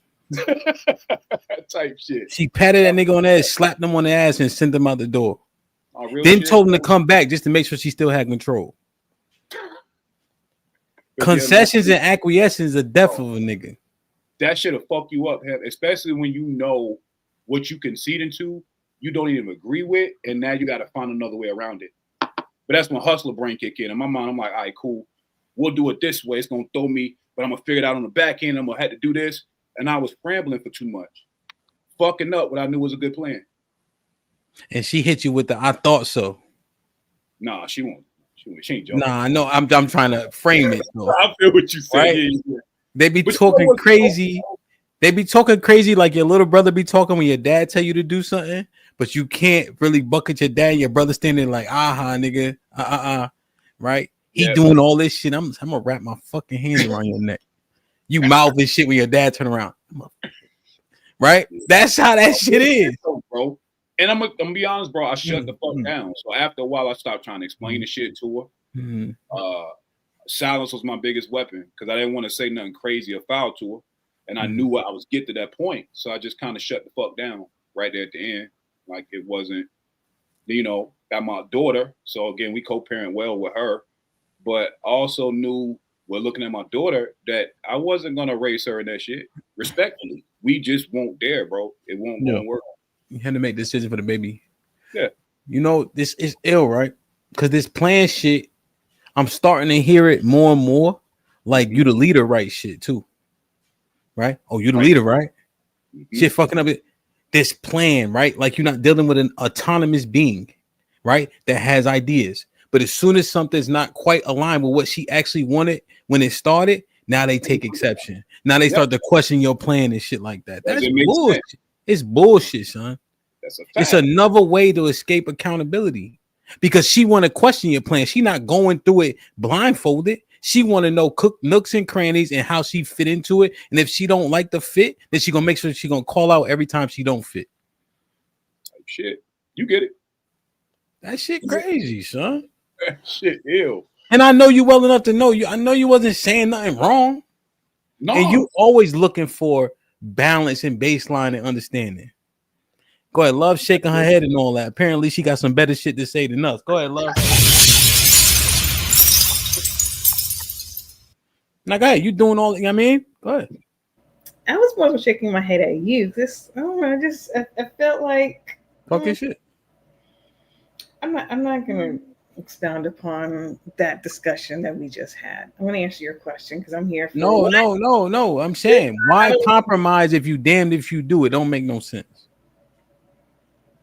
Why compromise if you're damned if you do, damned if you don't? Yeah, why acquiesce? And then when you acquiesce, you a bitch ass nigga. Ain't that right, Slim? Well, that's not necessarily true. Well, necessarily acknowledges that it is true. You know that, right? Because she said it. I'm just saying it's not true because I think that's the We had a discussion with you about big piece of chicken, remember? Yeah, well, again, don't judge me for my past. I don't live there no more. It was 6 months ago. No, it was not. It was like 6 years ago. It was in the past. No. This might be risky. Only been on for 3 years. Like I said to you today, you know the old me. I got to introduce you to the new me. I mean, I'm a highly elevated. You were shaking your head at what I was saying. That sounds like some old shit. Well, no, me shaking my head is just like, wow, this is interesting. I wasn't saying no. I was on mute. I was saying, oh, this is interesting. I'm listening. Wait a minute. So when you get interested, let me take this walk with you. When you get interested, you do this. I'm like, wow, this is got it. I've never heard this. Usually, before. when I get interested, people do. Well, different strokes for different folks, Hampton. Oh, niggas do like this. Nigga, you said. Shit, me? So, James, am I missing? So we like, I can't believe it. No, you like, I'm lucky I don't got no pants on. I stand up right now. I was about to walk off. I realized I don't got no pants on. Yeah, that's that Southeast coming out. Go ahead. I can't believe it. Talk your shit out, James. So what did I learn? That's how I'm gonna answer this question. What I F is I ain't F nothing up. What I learned, if you can hear. Yep. No, I just wonder you can hear yet. What you said? You was shaking your head at the shit I said, and now you ain't. Because I couldn't believe it. It was interesting. I gotta say it again for you. You forgot? Yeah, talk your shit. Okay. So I didn't F anything up. I was in it for the long haul. I didn't file for divorce. What I could have improved upon, I wish I had time to have improved upon it, right? Because I was learning. I had never been a wife before. And so I really wanted to do the right thing. I wanted to be able to be a good wife and do that. But he just got frustrated. But what I could have done differently, so I'm keeping it about me right now, is that I shouldn't have shut down when I did. Because me shutting down, the shutdown came from me being hurt and felt misunderstood, felt like he didn't like me. He wasn't kind. He was not kind. And so I shut down. And so I became very indifferent. And they say indifference is worse than hate because you really just don't care. And I got into that bucket of indifference because of the treatment. So if I could do anything different, it would have been what I would have done differently is state my boundaries, had firmer communication in the beginning, knowing my do's and don'ts with my boundaries and whatnot, and wouldn't have went along with things, because then when I said, well, hey, this isn't necessarily right, it was now you switching up and now you changing.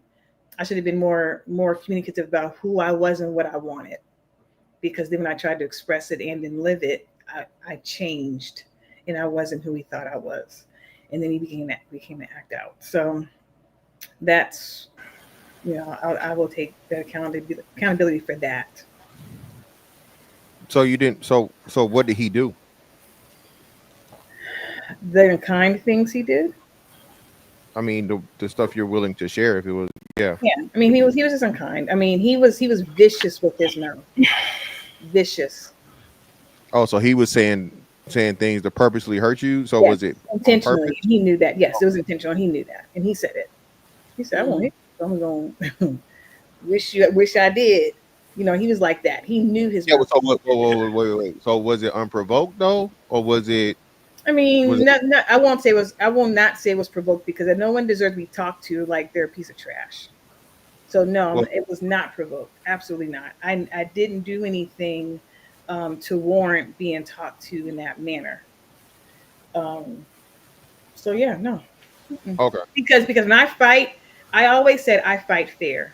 Because if I love you, I'm never going to hit below the belt. There's a certain things I won't say in the line I won't cross because I love you. So I don't do that. But he didn't have the same. He didn't have that. No, he didn't have that same rules of war. How long were you married? I think we're married for 2.5 years. We're together for a total of 6. Yeah. Okay. Mm-hmm. I just don't know. I don't know what evolution looks like if we don't admit fault for the past. Okay. And I just don't. I guess what I'm saying is I don't know why we would say things like we evolved, but then we didn't do nothing wrong. So what's the point of evolution? I said what I did wrong.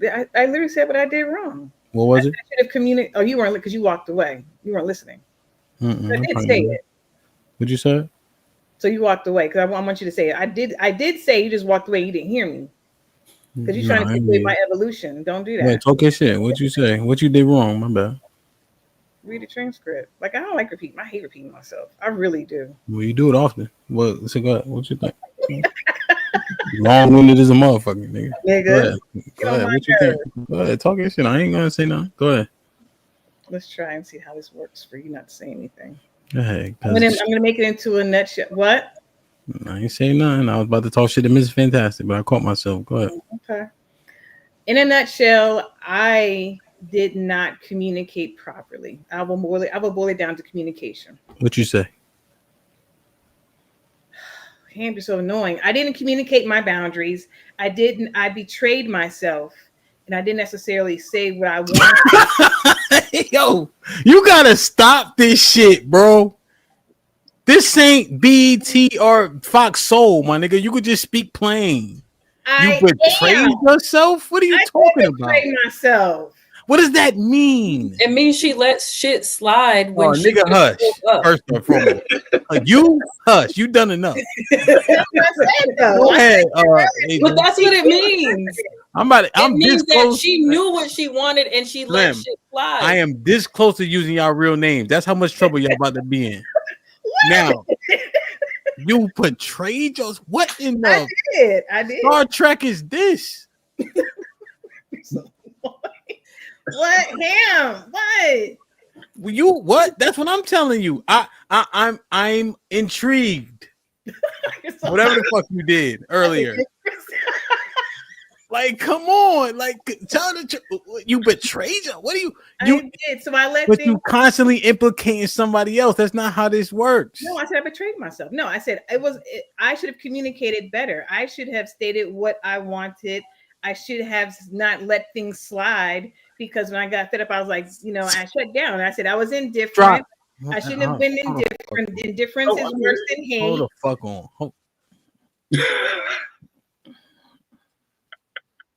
Yo, I leave for 7 seconds and you let this shit slide, my nigga. Yo, what happened is I was blinking, and then when she started talking, it went left. I apologize, y'all. I had to step away for 10 seconds and she got this shit off. My fault, son. My fault. Why you play so much? What? Hey, I'm mad as hell at Toronto. What I'm hearing is that there was probably things that you needed, and you got upset with him for not fulfilling what you needed in that moment. But you can't be upset with somebody if you didn't explain to them. I didn't communicate. Again, it was my communication. I understand exactly what you're saying. Like, I don't know why. I should have communicated really what I need. That's real of myself. Asia, hey, love, slow the fuck down, please. Look who agree with you. That's my homegirl. I like her. What? You coming this weekend? Leesburg girl. Yo, Duke drove on the field. Remember? I was 20 years 22 old. years old. She was 25. Yeah, I didn't know. Too. Now it's 25. Miss Fantastic playing on his phone and shit. This is crazy, bro. This nigga lost 7 pounds. Now his shit don't stink, bro. You can't tell this nigga nothing. 17. Yo, she just saying shit. No, I betrayed myself. I let too much shit slide. And I shut down. Fucking Hakuna Matata. You could just say anything and it'll make sense with what you're saying. Hey, Hemp, I know what it is. You asked the question wrong. Love, I got a question for you directly. What did you do wrong to your ex-husband? I became indifferent and I shut down. And when he tried to reach out, I'm not sure how he tried to reach out, but he tried to reach out and saying, okay, let's talk. I'm just like, I'm dead on the inside at this point. Like I'm shut down. I'm indifferent. And so instead of really putting my best foot forward at that point. All right, so I got a question. One follow-up. Why, Strata? Let me ask you a question. Let me just see if we can get an answer out this nigga. Am I not answering y'all? What is 5 plus 6? 11, nigga. Okay, now you telling the truth. Okay, now we on to something. All right, now you flowing in the right direction. Okay. I got it, Hemp. What would your ex-husband say you did wrong? Good, then that's a good question. What'd you say? I ain't say a motherfucking thing. He would say what I did wrong. I'm gonna review the hell out of this. I know that. Go ahead, my bad. What he's gonna say what I did wrong is that I changed. And the reason why I changed because I started off one way, right? In being this woman and again betraying myself and being all he wanted me to be, but I wasn't really true to myself. And so then when I was like, this ain't it. Like this is who I am. Like you started speaking up for yourself. I did. I started being my own advocate. I became my own advocate. And he's like, you changing. I'm like, no, I'm not changing. This is always me. Yo. I'm about to kick Miss Fantastic off the panel if he don't fuck. No, fuck it, Sean. I can't do it, bro. Fuck it, Sean. What, man? Listen, I'm on my second drink already, bro. Put it down, Hemp. Don't do it. Don't do it, Hemp. Don't do it. Right. James, look, my hand's shaking. She was perfect. She was innocent. It was all his fault. She was a victim of a barbaric, verbally abusive man. I mean, it's what all the women go through, right? So you know what? Fantastic. So the fact you're being facetious about that, and I was honestly true with that. He was unkind and he was verbally nasty. He was. No, I wasn't being facetious. Don't sit there and say that. No, you're trying. Now this one I'm getting serious, and I've been serious. No, I'm being serious. Don't do that. Talking about that's what they all say. She was. Before you get serious, listen. And you see nothing is a game. It's not a game. If you can't, no. You sat there and said, "Yeah, she's a victim. I never said I was a victim. Not once did I say that. Not once I call him a barbarian. Not once. But you want to sit there and throw those words out there and then sit there and say, like all the rest of them say. If you're gonna talk about Asia, I'll use my own freaking real name. Talk about Asia and what happened with her. Ask some questions if you don't understand or if you really want to know something. But don't sit there and group me and lump me into this facetious. Yo. First off. Right. Also, like we gotta acknowledge that there's some women that are getting their head knocked between the wash machine. Like that wasn't hard. That's not hard. That's not who we talking about. Nor did he say that. But you're a victim.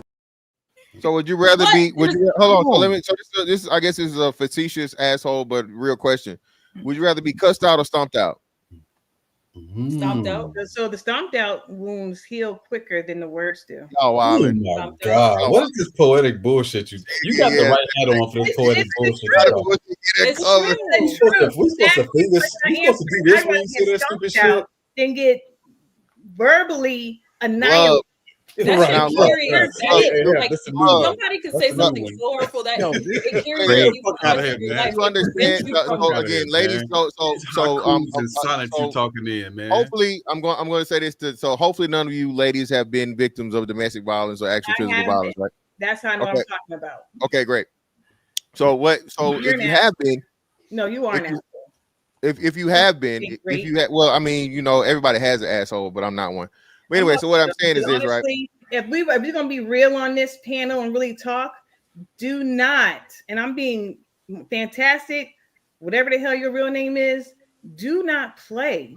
Like, don't sit there and say great. Play with what? Yeah, we all got assholes. Like, don't do that. If we're gonna talk, well, you called me an asshole because you are being an asshole. I sat there and said I wasn't part of domestic violence. You said, okay, great. That's an asshole. I didn't say okay, great. Yes, you did say okay, great. It's dismissing her like you did your wife's feelings. So listen, so when she said you were in the middle of talking, she said I was a victim of domestic violence. Immediately you said okay, great. Is that what you meant? I can see why. I was already in the process of saying that. So whatever, right? So whatever, nigga, and then whatever. Yeah. I can see whatever now. I'm threaten your ass too, nigga. I'm out of here. Me and the fucking kids. Yeah. So this is what I'm saying, right? So no, that's not the case. So for one, you turn this into you and your feelings and you hurt or whatever. When I was literally telling you, and I was trying to tell you the first time before you gave your first soliloquy in your sermon that I wasn't being an asshole about the whole verbally abusive shit. You took it the way you took it, and you in your feelings. Your delivery. My delivery is just this. I'm not here to placate to your feelings. I'm telling you, if you want well, you are. That's what you're telling me to do. Hey, let me set the baseline, right? So if you're saying how nasty your ex-husband was, right, and it caused you to err, right? Fantastic, and then say, based on you basically blaming him for the fallout, that you're the victim, which would be qualified by everything you've shared in terms of how your treatment was, and then he says he's a barbarian in hyperbole, but that is aligned with you saying how poorly and how harshly he spoke. That's when you jumped in to take exception with what he's saying, but he's speaking in hyperbole, but it aligns with what you shared. It's not that deep. He don't know enough to call somebody a barbarian or you a victim, but based on what you shared, it makes sense based on the sentiment. Not be hyperbolic then when we're talking about people's well, he can. It's okay to be hyperbolic. That's how he. Hold on, Miss Van. That's how he heard it. Right? That's often what happens. But now, what does he mean by that is the point that you should be addressing. So, Mr. Fantastic, what did you mean by those two things?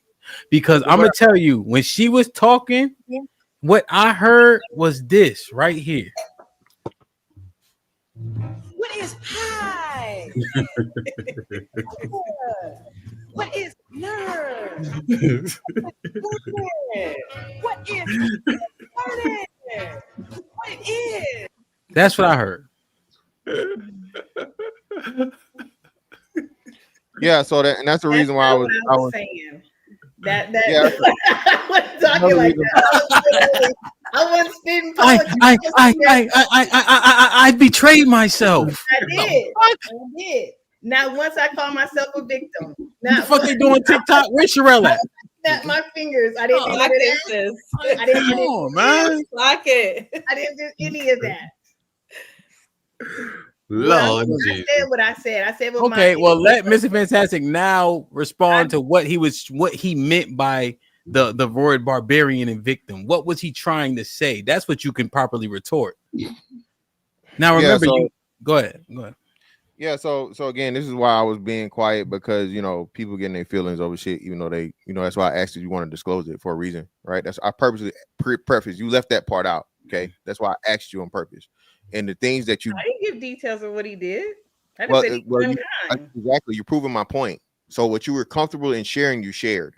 Okay. Right. So it was unkind. You took it talking about the barbarian. I hadn't said shit. The whole time you was talking. So now you said now. Let me just baseline it one more time. And there's no reason to respond to this.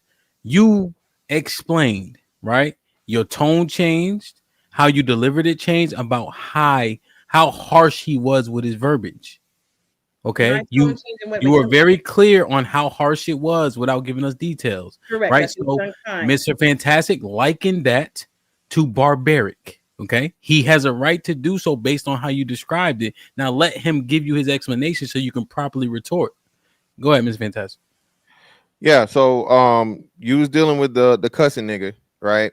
Or the disrespectful, verbally disrespectful and abusive nigga, right? So on and so forth. And now we got to the point of what I really wanted to do, just where you would say verbal abuse is worse than physical abuse, and that's where all the men shook our heads and was like, "You wild and y'all crazy." No matter how much, and you're correct, right? Some things being said, wounds may never heal or whatever the fuck, right? That bullshit, right? All the the shit people say. But I promise you, if that man has no hold back, no whatever, and he treats you like a nigga in the street, you might die. Okay. There's not a word that anybody can motherfucking say in this world that will physically kill you. Okay. So this is what we're saying again as to how women assess things, right? And make them the most worst things in the fucking situation because feelings. That was my ultimate point, right? So I'm not saying that what he was saying to you wasn't fucked up and he wasn't being, as you say, verbally abusive, but that's subjective, right? It's like some people saying, and again, I'm not saying it didn't happen, but hey, some people don't get cussed at all. Some people you can cuss at them all fucking day and they don't give a fuck, they don't care, right? So what I'm saying is, okay, if he was verbally abusive, that's fucked up, so on and so forth. But you still haven't. You said it was unprovoked. I asked you that. You said you never did anything. So this nigga walking the door, bitch, yo ugly ass, and then it's just like, okay. So now we got to go back. How did you end up picking this horrible person from jump? Because I'm pretty sure he didn't just get that way. You said y'all were together 5 years before. So if this man was just way 5 years before, right? And then you end up marrying him and he continues the behavior, well, then you do something wrong, like what Strada said, and you married a man that was clearly verbally abusive. Love, don't feed the animals. Don't feed the animals. What is that not to feed? I mean, okay, I think feed the animals. He's done. When you go to the zoo, you feed the animals. They just start acting all wild and crazy. Don't not feed the animals. All right, so he's done. Don't feed the animals. He's done here. Love, what do you have to say? Let's hear what Callie has. Hold on, Slim. Go ahead, love. Do you want to retort, or are you not going to feed the quote unquote animal? Lincoln's last question was what made me pick him. Right? That was your question. No, what made you marry him? If you knew this was behavior, what made you marry him? You'd already picked him because you're in a relationship, but you further relationship. It's sentiment. Go ahead. Those behaviors were not evident in the beginning. They were not. Number one. And part of the relationship was when we got together, I was one way because again, I catered to him. And he had anger issues that I did not see before. And because they weren't triggered or provoked until I decided to change is when they came about. I never used the word verbally abusive, but his mouth being reckless came as a result of trying to control. That was a way if he tried to control the situation. Okay. So now when you started this, real quick, thank you for sharing, but also it's the same thing that made him pick a woman that wasn't going to support his YouTube dreams. Why'd you support this bitch if she was never gonna? Why'd you marry her if she was never? If you felt that you were going to marry a woman that was never going to support all of your dreams and hopes and aspirations? Why didn't you see that ahead of time before you bought this woman a ring? Why would you do that? Yeah. If you didn't know that a woman was going to support you to the end of time, why would you marry her? Let me know you know the question. You know the question? Okay. So the false equivalency of what you're doing here is again, my YouTube came up 10 years later in the thing. It was all about supporting you regardless of whatever you did. It didn't matter what it was. You don't cut me off while I'm talking. Let me answer.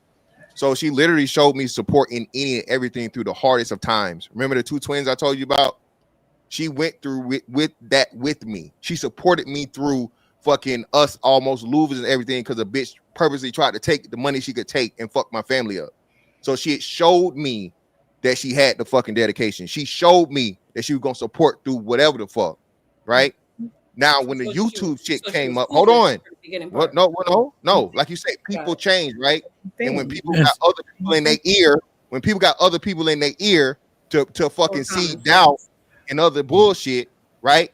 So let's not frame that this way. Now, what she did was she dealt with a nigga, right? And she claimed change. Like you just said, people change. She claims like once she got common sense, she was like, "Yo, I'm out." She was a lot older. Her and him were a lot older. Her and him both were a lot older. Your girl was too young. Hold on. Her and him were a lot older, and the time frame was a lot shorter. So what does that do with anything? The point is, what's the point? Slow it down. So, Mr. Fantastic, here's the problem, right?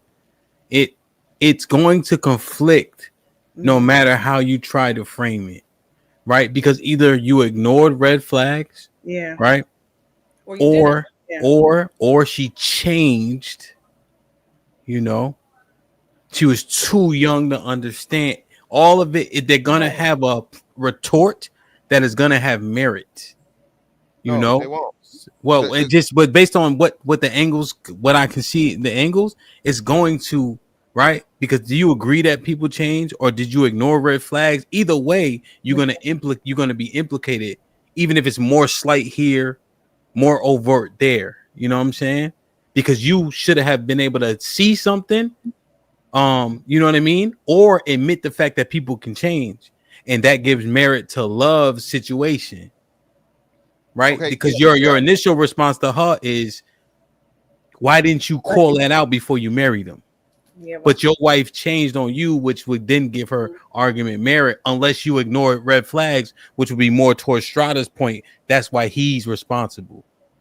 Yeah, no. So it wasn't a red flag situation because, like I said, the period of time is way longer than either one of their situations, right? So we're comparing 5 years. What? People so now time don't matter. There's no timeline on change. Hold on. So now time don't matter. No, it doesn't. People change.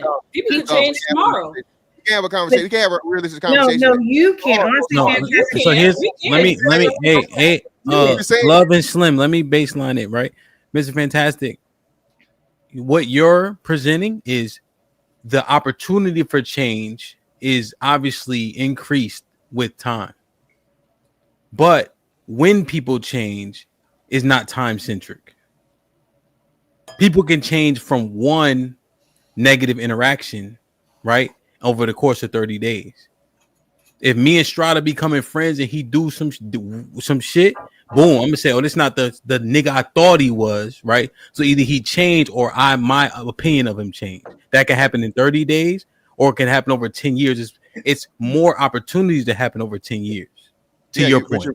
So you literally just well, no, I'm saying that, but it's not silo. It's not siloed to just time though. But no, it is. Duration matters though. That's exactly. So duration is time. So that's exactly what I'm saying. So comparing a 1-year marriage to a 10-year marriage is asinine. No one would do that. I think it is. I don't think it's asinine. I think it is, but the fact that your wife changed, and I'm telling you that my ex-husband changed. I mean, change is change. Fantastic. Yeah. But this is what. So you asked me a question. I'm telling you, he changed. He said I changed, and he definitely did not show those behaviors to me, because you're right. I was older. You're absolutely right. I was absolutely older. So I wouldn't have chosen a man older and fine. Have ignored red flags that he was anger. He had anger management issues. I wouldn't have done that. Yeah. So that's what I'm saying. So he definitely hit it. And so when different variables change, you have to let me talk. When different variables were introduced, that's when his anger management popped out. Yes. Go ahead, Ms. Fantastic. And I'm just saying, this is what I would say to that, Ms. Fantastic. That's not true, right? I know it's not. Her behavior is a catalyst in negativity that ensued as the relationship progressed in the marriage. Well, behavior or not, My thing is this: for 3 years, a motherfucker with anger management issues were not able to hide them. Okay, a regular schmegular motherfucker, not a psychiatrist, not a fucking mental health professional, a regular person is not able to fucking handle anger management issues that are so severe. Hold on, you can make so severe that you say you have an anger management issue. But how you exhibit yours that you sit there and you overtalk people? That's anger management issue. You can't control. No, I was talking. You started talking. I was talking. No. Every time I talk, y'all talk when I talk. You were clear. Well, Asia, let him get the Asia. You're clear that you disagree with that sentiment. We understand. You disagree with that statement he made. Okay, so she disagrees there, Mr. Fantastic. Go ahead. Well, she can disagree all day. Let me. Sure. So Hamp I'm just pointing out that she does disagree at that point. Go ahead. Let me say this. So Hamp specifically said something about me not saying shit the whole time you talk and whoever talk. I didn't say shit while you were talking at all. I wasn't even talking. I was paying attention. I was listening. I was listening to everything you said. Right. I can multitask. Right. So the thing was, I was being quiet and listening to everything you fucking said. Right. Now, to this point, you can disagree. You can tell me this shit all day. Okay. Regular people are not that good of fucking actors, pretenders, fucking none of that shit. Okay. Usually, for the most part, most people hiding shit, major flaws, super anger management shit, they can hold that shit off for like a year and a half strong. Right. You say you with this man for a total of 5 years. You're in a 3-year relationship with this man. Okay. I imagine you guys got to the point of whatever he got, both of y'all got comfortable. Right. For whatever reason, I don't know, so on and so forth. You get to the point where come on, get to it. Honestly, I'm not being married. You get married, and from what you said, immediately upon marriage or soon after, right? This nigga starts in with the Celie from Color Purple treatment. You're being hyperbolic again, and if you want to have a real conversation, do not be hyperbolic. I'm being hyperbolic because you said he was being. Have a real conversation. Don't be hyperbolic. Okay, not real. So he was being extremely verbally abusive. How about that? You said soon we got married day one. That wasn't true either. And it wasn't. I didn't say day one. I said soon thereafter. That's why. I changed it to soon thereafter. You changed it. Okay. Thank you for changing. Okay. So soon thereafter. I'm not gonna say day one, but it was soon. Is that correct? No. So no. Yes, very soon thereafter, because they were married for 2.5 years. 2 years. Thank you. So yes, that would be after, but it wasn't. That would be well. But here's the thing: most people would consider that an acute timeline, right? So let's go with what the general public would agree that 2 years is an acute timeline for somebody to rear a behavior, right? That's just fair. Especially some of you saying that egregious, and that goes back to my first point of why time matters. Okay, the more compressed shit is, that tells you a whole lot more than something that happens over a longer period of time. That's the reason why we give more credence to they've been married 30 years. My God, it's there, Mr. Finish your point. It's there. It's there. We understand that's a tight timeline. 2 years is a tight timeline. So at the end of the day, you're fucking shirking all responsibility in your discretion, and you seeing red flags and any of these things. Like I said before, according to what you said in your explanation, you were just a hopeless victim of a barbaric, verbally abusive ass nigga by your explanation. That's all it was. You did nothing wrong. That's what you said. And your change was because of his verbal abusiveness. So once he realized and recognized that he was being verbally abusive, you had checked out. Remember you said I wasn't listening? I was listening, right? So you said you checked out and you had no desire and no interest in going back and fixing shit when he actually came to you to fix it and admitting his issues and problems. Okay, you done now, finally. So the change occurred when I decided to really do what I wanted to do. And one of those things was my career.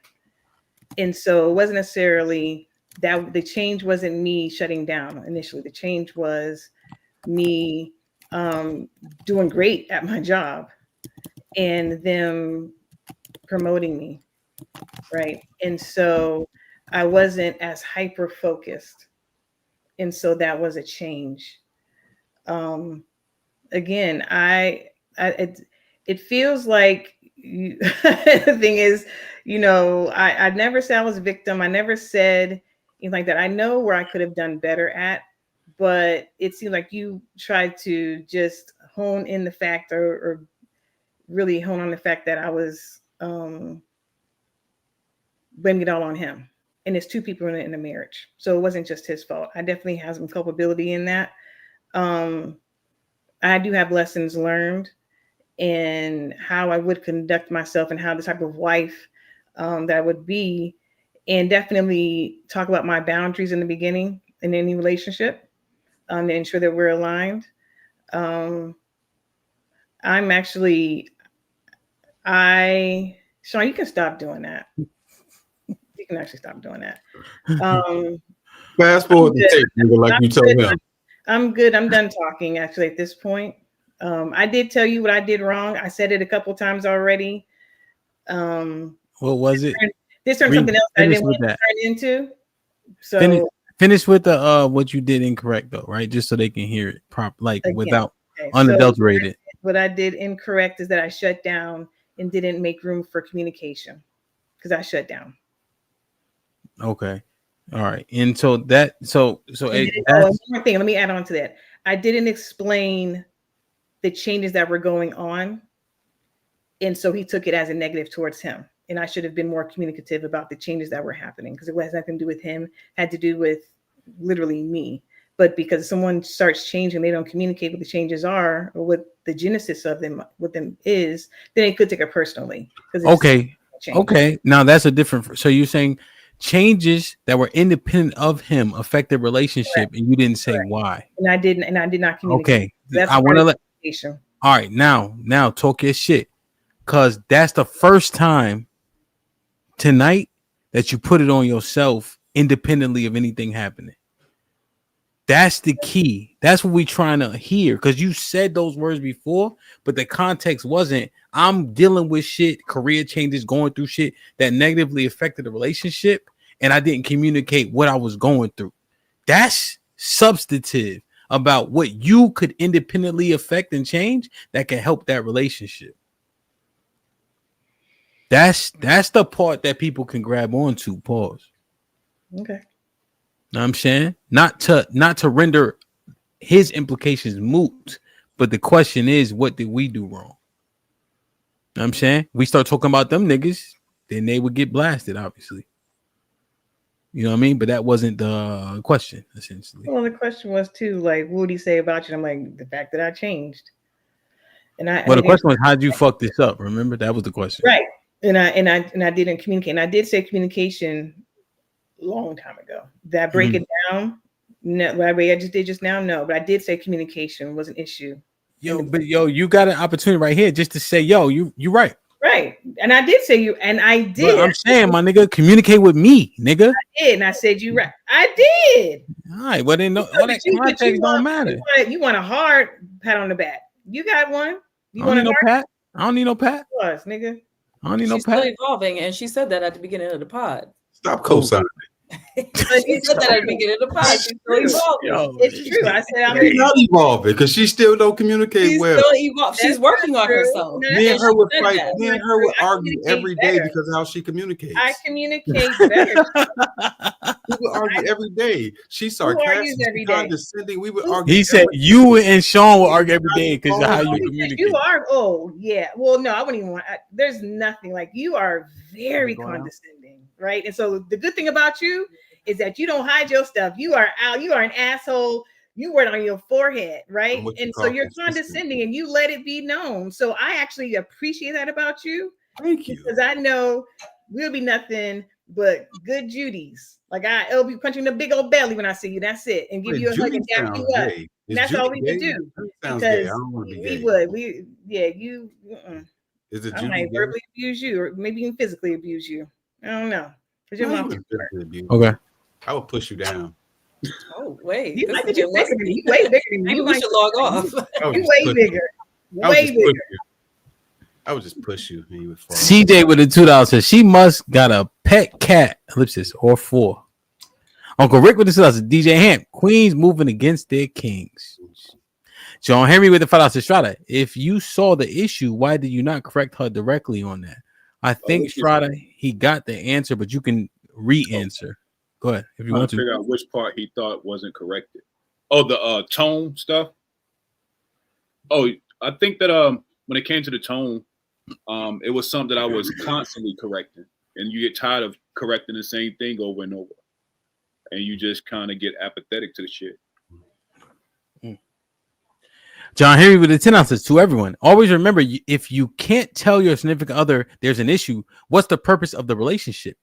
We all live and learn, but don't repeat the mistake. John Henry with the $2. You want to answer this? He's at his house. He at his house. John Henry with the $5 says, "Damn, love. Question: did he show signs of not liking you before, or did you think he would change?"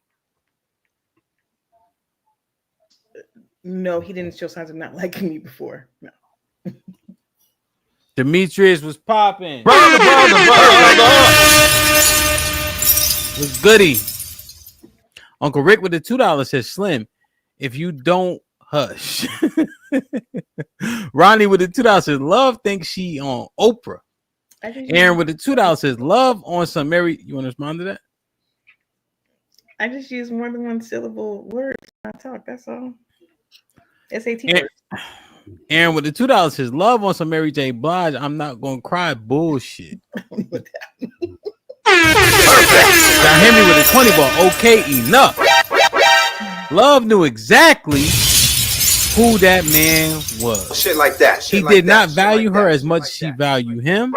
As the conversation is indicating, and based on Love's commentary, she hoped he would change, learn, and move forward. You want to respond to this? John Henry with the $5 says, GAAN activated. Girlfriend Affirmation Action Network. Aaron with the $2 says, brother 3 times wanted to play Candy Crush. Damn, Hamp. Y'all seen that nigga. EP with the $5 says, you don't have to say you're a victim if you're saying all things victims say. We are not dumb. I have a question. Like, so is it not believable? I mean, it's rhetorical. I really don't want an answer. But I'm not saying women don't lie. I'm not saying that. But how do you negate somebody's experience? And how do you think it's okay to negate someone's experience? Seriously. Someone that's coming up here, and how do you negate that? Because you don't know what goes on behind closed doors. So how do you say it didn't happen, or you're saying you're over exaggerating? I don't understand that. But go ahead. People lie every day, love. Yeah, but some people don't, Sean. But you never know who, right? Well, okay, but you shouldn't sit there and lay that label on someone just because people lie every day. Who are you to say you're the liar today, or you're the liar today? Who are you to do that? But look, we're all humans with opinions, right? Like if it's not true, you know it's not true. But we all have opinions on each other. I mean, and this is why they say this is why people scream "believe black women," because these white mid women are out here taking down. Can we just talk about? I know this has nothing to do with it, but these mid whites are taking down multi-millionaires by the fucking. What's the hold on. Let me read these. I gotta finish. Let me finish these, y'all, because she about to go. I believe in a black woman, but these white mids are getting paid out day by day. Y'all are a diabolical combination, yo. MC Heavy Tits with the 10 ounces. Not gonna lie, it's crazy she couldn't say what she did wrong without blaming him. But men say we choose the wrong men, and when she says she chose the wrong man, y'all have a problem with it. I see what she pointing out. Balze with the $2. It's hard to take you serious sometimes, love. CJ with the $2. I think this show proved all the red pill points. Nathaniel been a member for 5 months. When they got together, he also was one way. She changed in a conflicting way, necessitating his change to so-called verbal abusiveness. CJ with the $2. Shout out to the red pill community. Proof in 4K. Billy Goat with the $5 says, did everyone miss when Love says she changed first? She says she used to cater to him and she changed and started to try to control her when he tried to control her. So you changed. I did. I said that. John Henry with the 10 ounces. The question is, quote, what does a person think will change if you see problems before the marriage? The answer is people hope time will change things. They always knew there was an issue. CJ with the $2 says, Don Julio messing with my ears or love is windmilling. Go ahead. Can you go back to the last one? Uh-huh. I think that what makes this whole show interesting, right, is that we're being transparent about things that didn't work. I would go so far as to say that people that maintain the marriage could also have the same sentiment.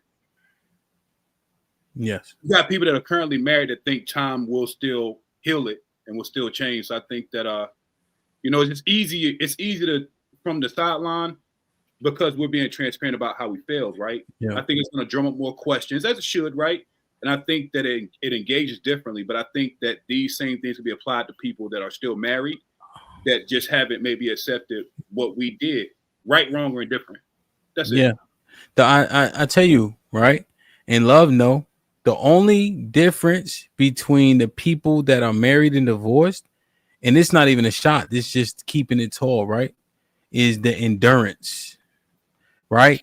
And then there's time that's involved in that. So people have endured for 15 years, 20 years, 19 years. You got to make it through these hard spots. But people could be up here married having these same conversations about when they fucked up and how they fucked up and how that shit was almost the end. Facts. You know what I'm saying? It's just that the enduring part there wasn't the absolute detriment to that particular marriage at that time. You know what I'm saying? CJ with the $2 says, Don Julio messing with my ears or love windmilling? You already know with you the did that vibe one. You really have to repeat that.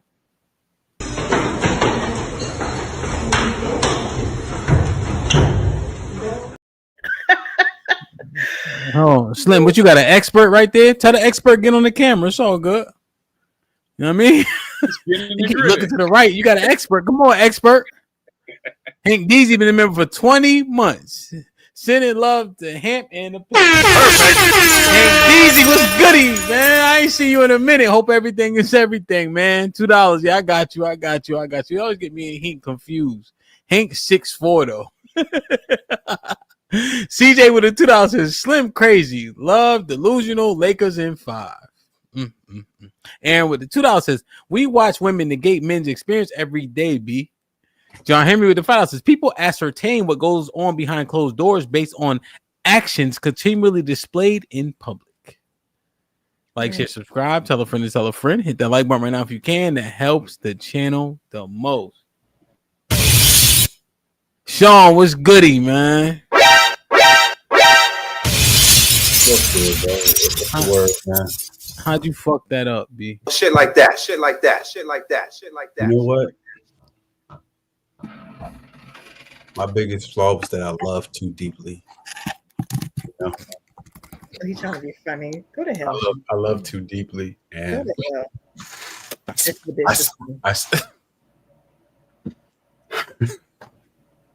I can't even lie. Look, man, I like a plethora of pussy, which, surprise, is a bad idea when you get married. Man, you smell something? I definitely smell something in my hair. I smell pussy. Terrible idea, right? Supplemental pussy, not a good idea when you're married. Y'all see how easy that was? Questions? Shit like that. Shit like that. Shit like that. Anybody? Shit like that. Shit like that. All right. Do you regret your decisions? Yeah. See, that's accountability. Love. Now look at you online drinking on a Wednesday. I'm drinking too, and I don't even drink. That makes it worse. How long was you with her? I knew Love was gonna be up here. You know what I mean? She Yo, I don't have much questions for him. He already said the thing. I was gonna ask how long they was together. And why did you How about long to were get you married? Why'd you about to get married? You knew that. 7 years.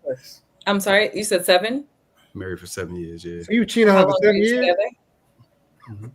Well, 7 is usually the magic number. Either you're gonna make it or you get divorced. Hard to say how long we was together. Look, this is the thing, right? And look, I'm the guy who tells the truth. A lot of people get married. I'll say this: most cheaters, when they get married, they have no intention on not cheating anymore. They just get married. And then when you cheat, either you get caught or you don't get caught. I never got caught, you know what I mean? But the issue is what it leads to is you start to green grass becomes your problem because you start to think the grass is greener everywhere because you have access to so much grass. And so now your eye is always wandering. And then the person you're with, as perfect as they can be, you start to be like, bitch, keep blinking loud like that. I'm leaving. You know what I'm saying? And you'll find reasons to rationalize your bad behavior. And I too used to have excuses. That's why I get so upset when people have excuses, because I used to rationalize my behavior. For a few years ago, I would have told y'all a different answer. Oh, she didn't do this, she didn't do that. But the truth is, I was rationalizing my bad behavior. I was gonna do whatever the fuck I was gonna do, regardless. It didn't matter. And so maybe, just maybe, some of y'all who didn't have a direct answer can think about that shit. Like, think about it more deeply. Like, what the fuck could you have done better? The actions that you described that they did, were some of your actions and or inactions precipitating factors? And if your answer is no, you're probably full of shit. I'm gonna be honest. You're probably rationalizing your bad behavior. Shit like that. Shit like that. Shit like that. Shit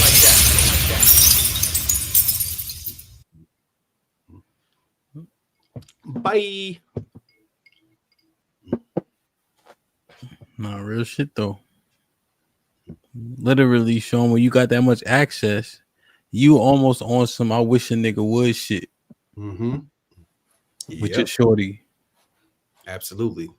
And it's fucked up because it can make them think like, you know, what could they have done better, or how could they have been better? And I think for me, it's important to let them know, especially in retrospect, that there's nothing you could have done differently that would have stopped me from doing whatever I did. Because I would have done it to anybody. I don't give a fuck. Yeah. Because when you have access, if you can get a certain type of woman, then you have access to those types of women. Shit like that. Shit like that. Shit like that. Shit like that. Shit like that. It does. It makes everybody feel dispensable. And so you dispense people. And it's unfortunate that people get caught up in that cycle when you're in that cycle. But it just kind of goes like that. And especially if you're good at it, you never get caught type shit.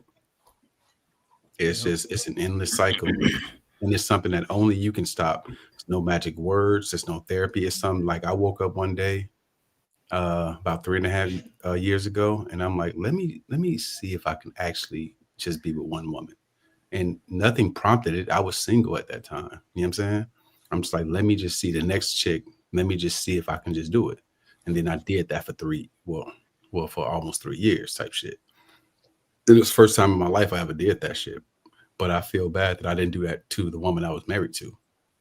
You feel me? So a lot of y'all, unfortunately, are with niggas who are going through what I went through. And it's nothing you can do. It ain't got shit to do with you. Maybe it does. I can't speak for your situation. But when he's in that cycle, he's just in that cycle. So for y'all, I really want y'all to think about some of your own behaviors and really think about the story that you tell yourself in your fucking head, because we all make ourselves the hero and or our stories. Are you making yourself the hero or the victim in your story when you were really, really the villain? And you just can't see it. Mm-hmm. I don't know if this is real, but I feel like there's a saying as you're only as faithful as your options, right? Like, so niggas that, or including women and men that don't have a bunch of options, usually like, oh, I'm just so like, they get something and they're just so enamored with their spouse and that's that. But it's a lot harder when you have an abundance of options, right? Because it feels like you said, like, I wish like you would treat me this way. Mm-hmm. I could like, bro, you could leave. And but you are correct. But that shows the short-sightedness, right, selfishness, and weakness in that person. Right. And it doesn't always mean that you're gonna find when you say that. So yes, you can get another person, that might be a decent spouse, but they're still not maybe the person that you originally married or, you know. Easy taught me. Yeah. Yeah. Yeah, no, 100%. And that's what Sean is saying, right? For the people that have those options, you have to make an intrinsic decision. Ain't nobody could tell you gonna make that difference until you look at yourself and say, yo, I'm fucking up.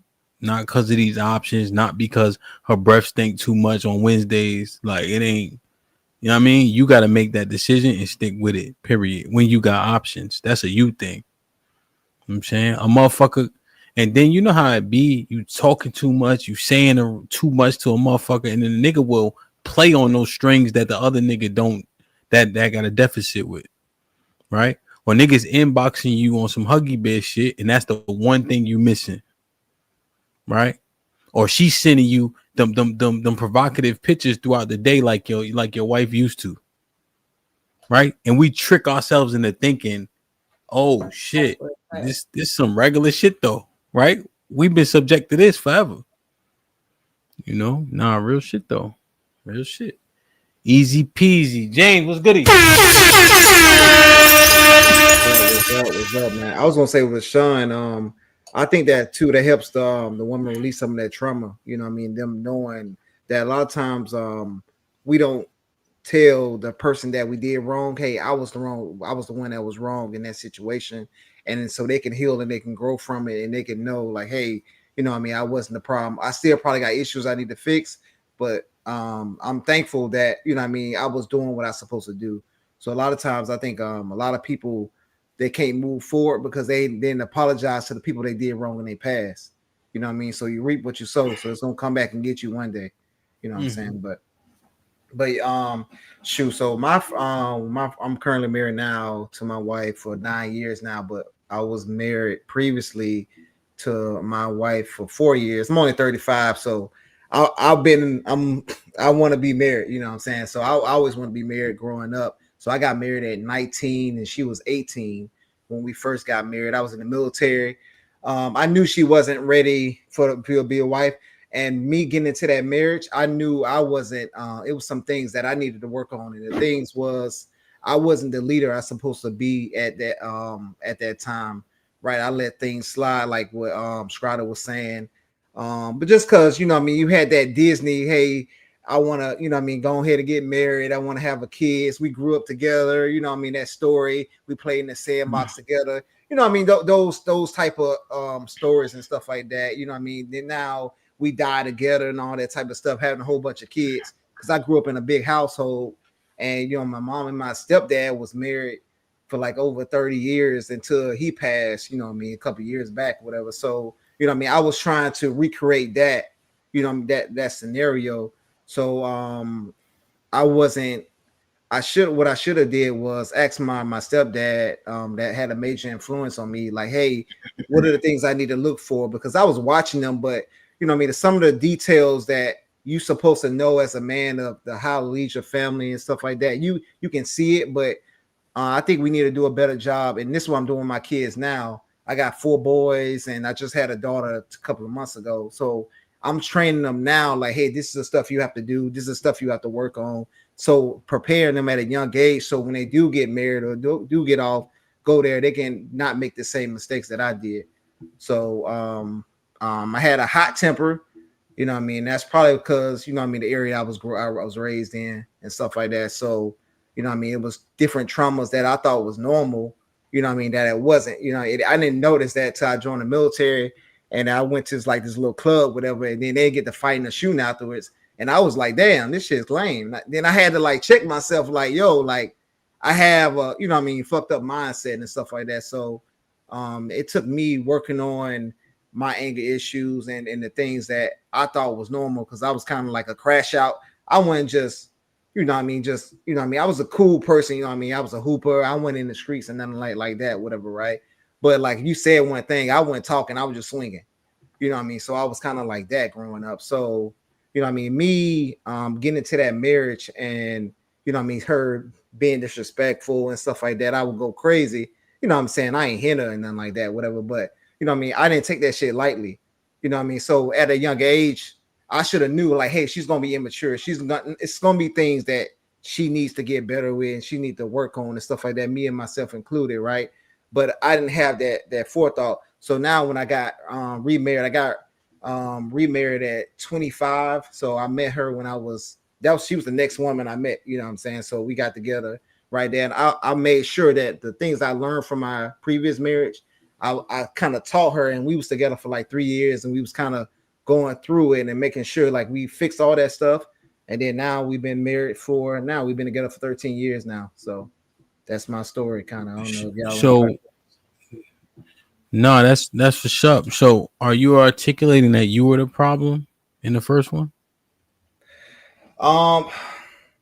Because if you're hot tempered, right? Yeah.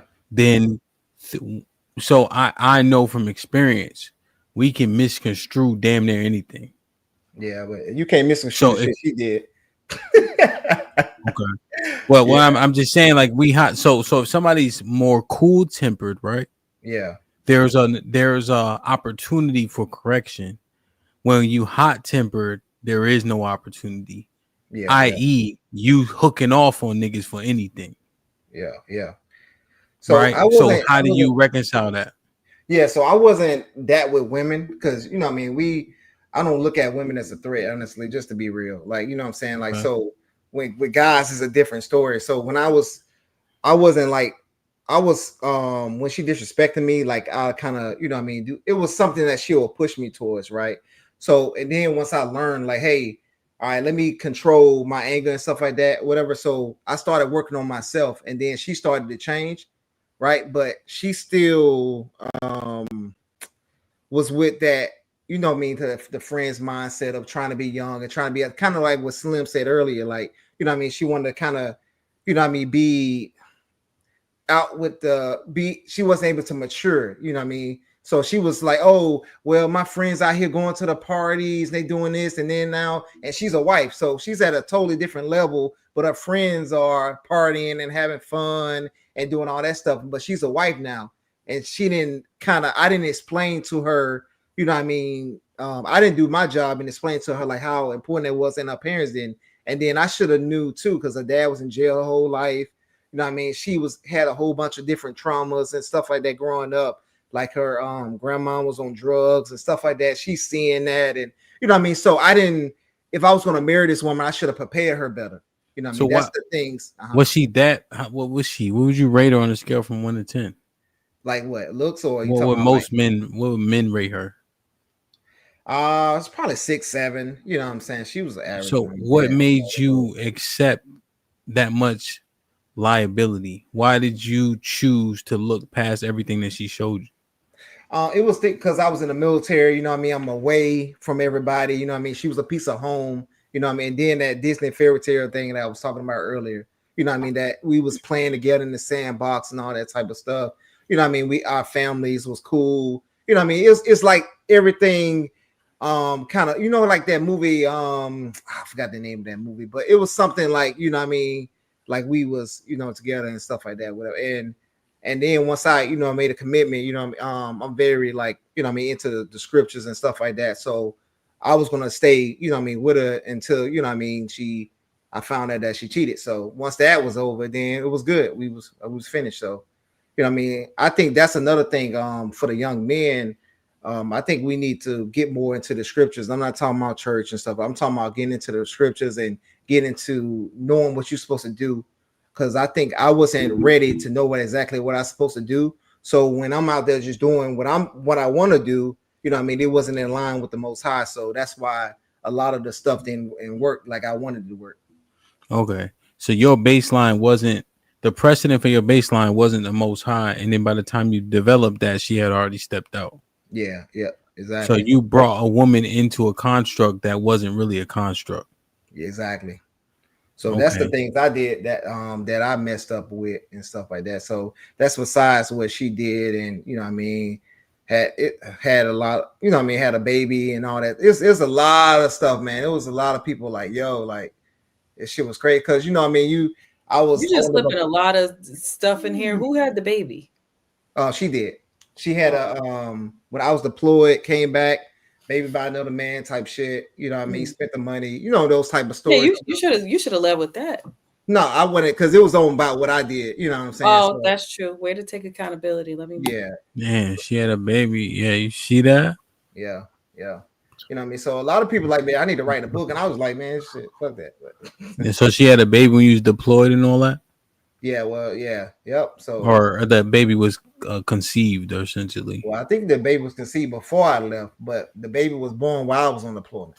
God damn. She tried to say it was yours? She did say it was mine. You know what I'm saying? Oh, no. Yeah. So I had to go through the courts to get the name changed, the last name, and then I fought for full custody and won for my oldest son and stuff like that. And then I had them ever since. So I kind of, you know what I mean, been, because I always told her, like, yo, we did break up or something like that, because she was talking about leaving before and all this shit. And I was like, yo, if you leave, I'm gonna go get custody of my son. That's one damn thing I'm gonna do.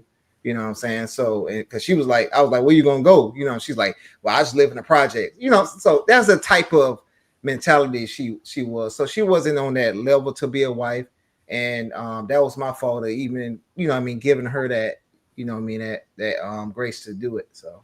And I'm sorry if you said it already, but how many years were you married? 4 years with her. He been married for 9 years now, right? Yep. Yeah. And we've been together for almost I'm just 13. trying to put the age, because he said that she was 18 and then to 22 is when you got divorced.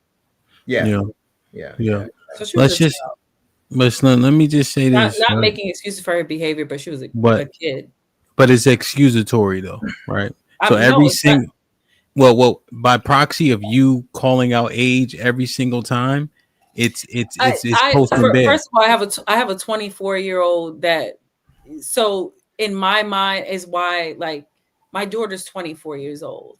Yeah. And so I can't imagine her at 18 trying to be a wife and make responsible decisions on raising a family. And it also depends on what decade this happened in, right? Because we know us latchkey kids were a little more mature and we had different responsibilities and we were able to handle a certain amount of things. So to me, when I'm calling out age, is because I have a 24-year-old that's like, hey, what did you cook? Right? She's in no way, even though she's dating and stuff like that, she's not ready to be a wife. Well, and so to me, when I'm processing it, and I can only speak for myself, in hindsight, like, I'll be like, oh, you know, when I was 24, you know, I was a wife and I did. She's like, that's your poor choice. Yeah. But there's a difference between on when these experiences happened, right? If we're talking about early 90s or 2000s or 80s babies, all of those things, age does play a factor because it depends on upbringing and all of that. So yes, age does matter and how things turn out. Yeah, I understand that people learn through experience, right? But we fucking.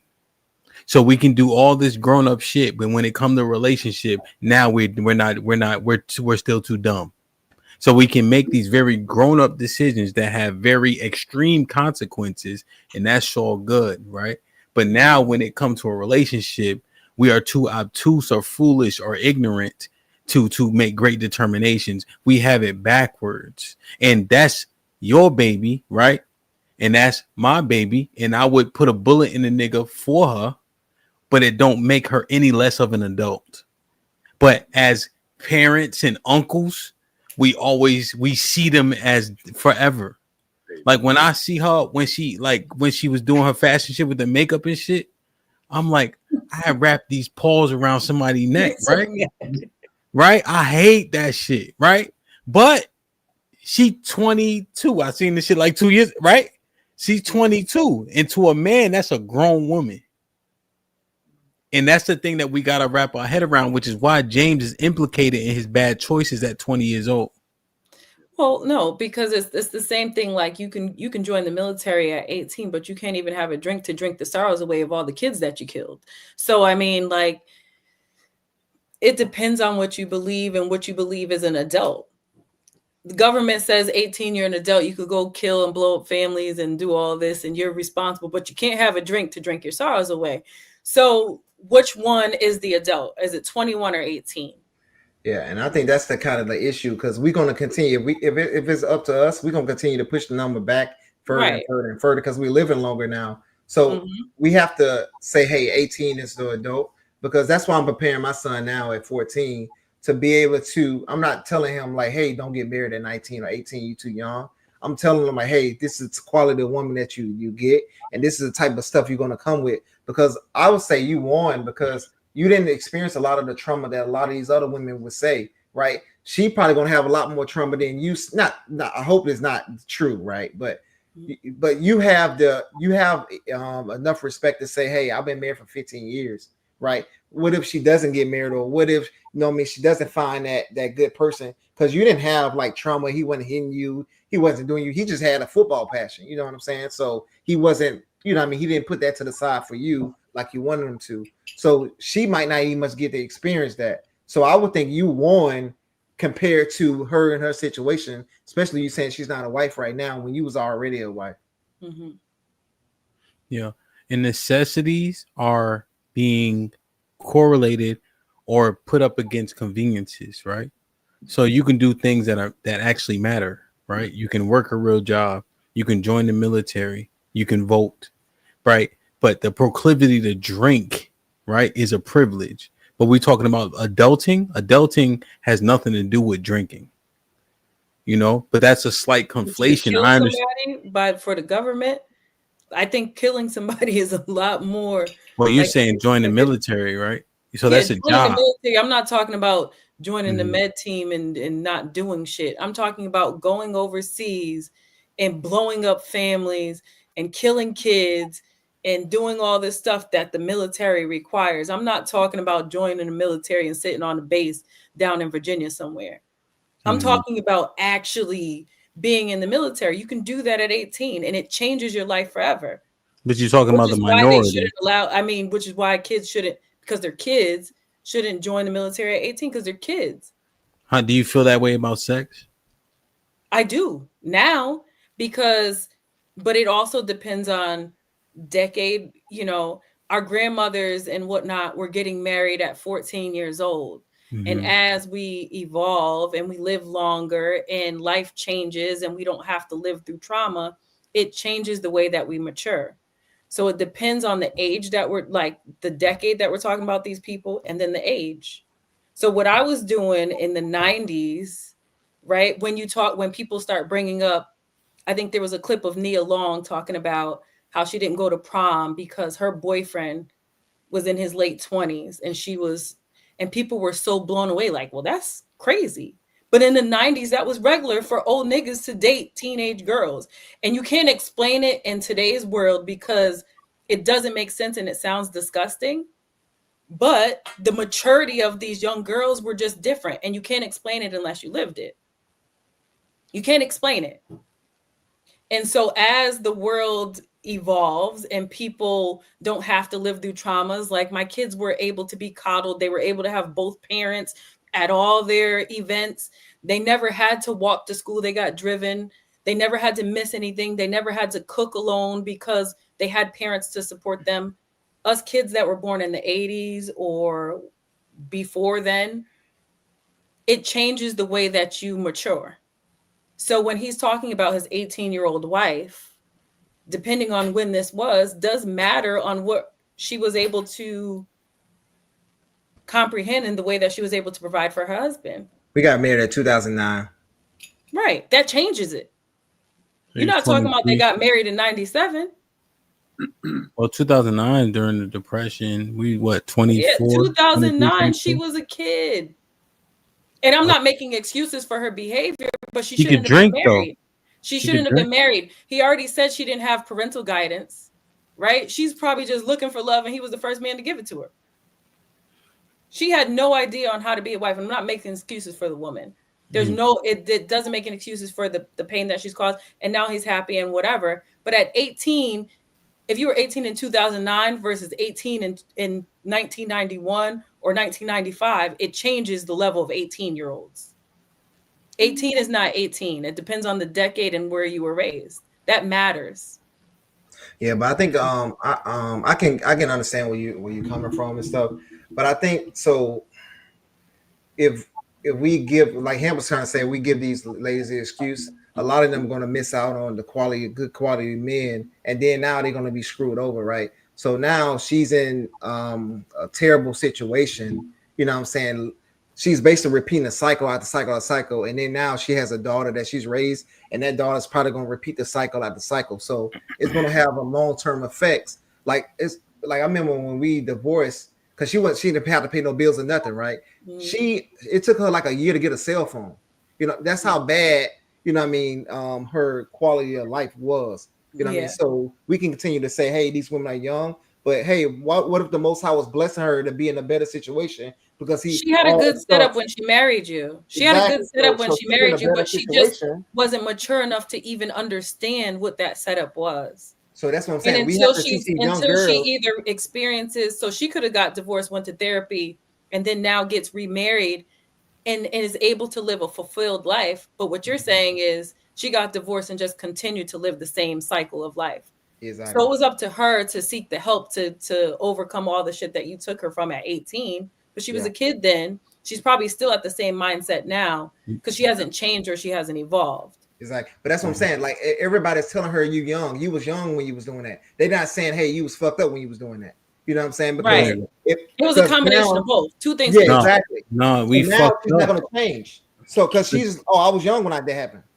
No, it's fucked up though. You fucked up when you was young. Yeah. You fucked up when you was young. You fucked up when you was young. Yeah, but the key is right all around. But I mean, because you're doing so much adult shit, and then you get to use "I'm young" when it's convenient. Nah, you was fucked up. Let's leave it there, and that allows for correction. I'm young means I'm not implicated. We can't get a lot of change with that. Perfect. Like, share, subscribe, tell a friend, hit that like button right now if you can. That helps the channel the most. Did I read this one? Yes. You did. You don't got to keep reposting it. My fault. CJ with the $2 says Sean's accountability was in less than 10 seconds. John Henry with the $2 says Sean with the accountability up front. See, the Nathaniel with the $10 says adolescence was introduced in the 20th century. Nature places adulthood around 13 and 14. If we raise our children correctly, they would be adults in alignment with nature's standards. Let me make sure I read all those. Okay, all right. Like, share, subscribe, tell a friend to tell a friend. Hit that like button right now if you can. That helps the channel the most. Cali, what's goody? Hey, everybody. Surprise, niggas. Surprise, niggas. It's crazy. Perfect. Surprise. What they surprised about, Cal? Talking shit. Nah, because, nobody knew. A handful of people knew what time it was, Well, you're going to have to provide the context because, it's 300 people. Well, a little over 300 people here right now.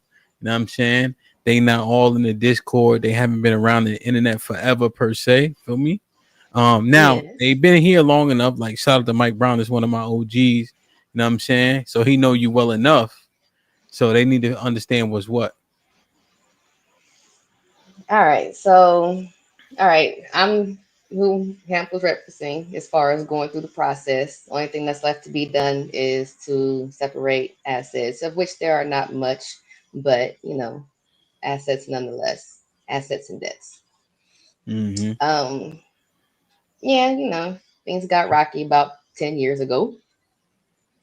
How I fucked it up, to answer the question, would be essentially turning yellow flags into green flags about, hindsight being 2020, of course, because now you're like, okay, yeah, this has the potential. I mean, this definitely had the potential to be what it is now. But, just ignored it against the advisement of, maybe not direct advisement, but, I guess warnings from my dad identifying those things as yellow flags. Your father pointed things out that you ignored? Yes. Yes. Yes, I'm taking Nehemiah home as soon as I finish. Okay. I like the name Nehemiah. I hope you know who Nehemiah is. So 10 years, you started having doubts. You started having second guessing. You knew that it was off, or what? Because so what it is before you got married, your father said it. You ignored that, and then 6 years in, you said, "Okay, what my father said is coming to fruition." Like little hints, like, didn't Daddy say something about that? Okay, well, you know what? That's fine. I'll go on ahead and I'll work it out because that's always the thing. Work it out, work it out, work it out, work it out. You can work it out. Aside from adultery and physical abuse, you work it out. But some things just cannot be worked out, especially if you're not What trying. what changes the sentiment of aside from adultery or physical abuse? What changes that sentiment? Um, uh, I could not handle what I thought I could. So no, I cannot handle being the leader. I cannot handle having to problem solve for everything. Um, yeah. Damn. Yeah. That pressure of being a leader was too much. Yeah. Too much with little to no support. Yeah, definitely. But I thought I could do it.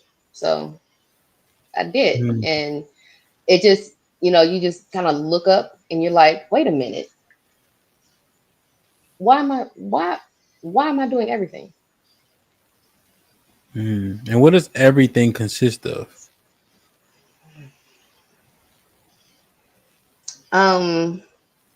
Parenting, finances, and entertainment. Entertainment. What is that? Entertainment, like, going out, dating, things like that. So how do you reconcile? So what does it look like? So are you in agreement with women? So you didn't want to be the leader. You didn't want to be in charge. You didn't want to have say so. You didn't want to have the decision making power. No, I didn't. Not to that extent, no. What I'm good at, I'm good at. That's fine, right? That's cool. But I would still try because I got 3 boys. So they have to have a certain outlook on what a leader of a home is supposed to be. So just like, for example, if I'm saying, hey, what did your dad say? But then they come back and say, well, he told me to come and ask you, then that's a problem. Okay. So when you say extent, what does extent mean? Right?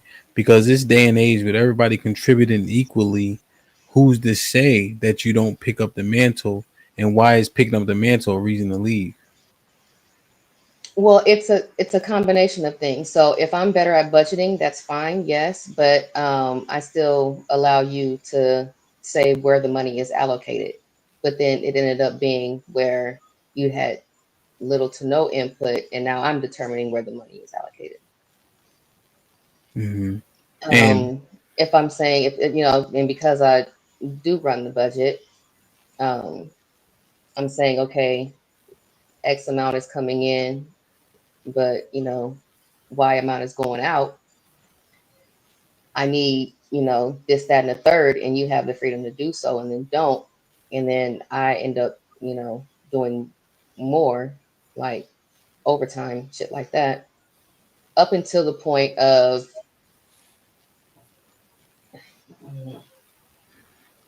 but everything gets conflated, Callie. Everything. All the rights, right? All the movements, all the body, my choice, all of that goes into this pot. So you know what the proper retort is in this day and age? To Poopy's point about time is different. Who gives a fuck if you had to do everything? No, Because it's a hold on. You can ask her questions after, right? Because the equality thing is here, right? Everything, right? So now the lines are so blurred that now they can say so, right? Because that jacket would be on the man in yesteryear. So now it's on you, right? And this what was asked for, maybe not by you specifically, but what gives that merit to leave if everything is shared now at this point? Yeah, neither one of us grew up in that construct. So Which one? no, I Which would one? My not bad. expect him to have that kind of mindset. Oh, you saying because you guys are older, you grew up under men being in the leader and etc. And that was the Mm-hmm. agreement in the initial part of the marriage. And so when you had to take the mantle, that goes against what you guys both agreed upon based on beliefs. Correct. In a What is that nutshell. belief predicated on? What holds you guys accountable though? Because as society changes, does the fluidity of the marriage change? No. Well, we dictate what goes on in our house, not what's going on outside. Okay. And that was an actual conversation? Absolutely. How does that conversation go? If you like, what is there a belief system in the Just house? just through common conversations. It's like, Mm-hmm. fuck that. You What's know what the I'm saying? It's just accountability there though? what do you mean?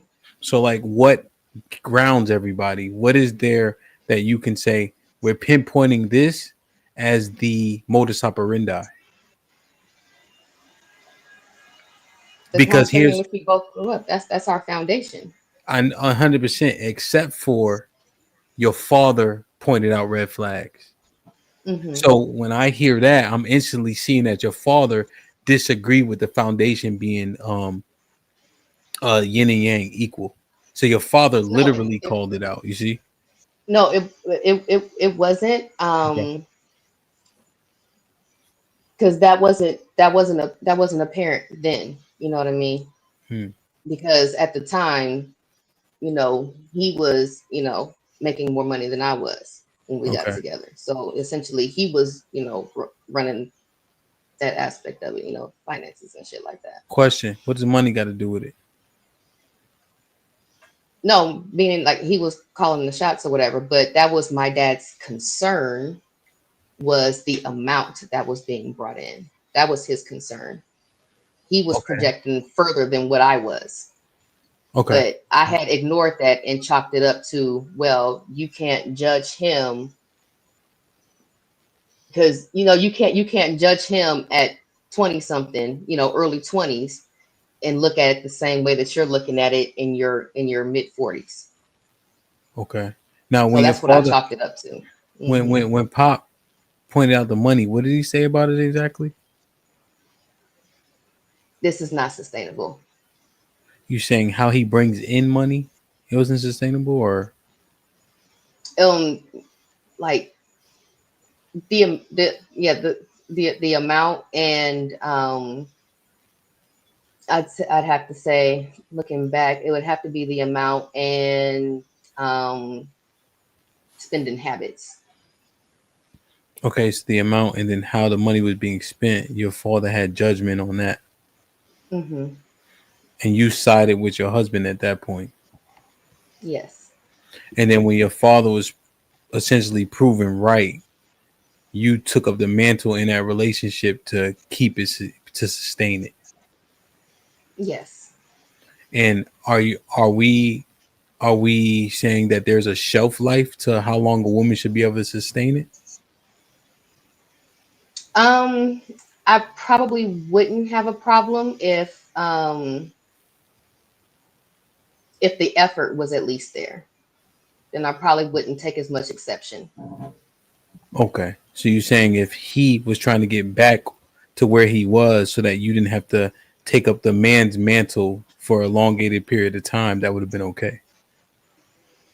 That would have been okay. Okay. Um, it just got to the point where, whatever he wanted to do, whatever idea that he came up with, I supported it, backed him up. If he needed some more information, I would get the information for him. But it ended up being my project instead. And that project allocation in terms of the foreman lies on him as the man based on the construct y'all agree upon. There was a lot of mothering that was going on here. That's what it sounds like. She was mothering him. Nobody wants to do that.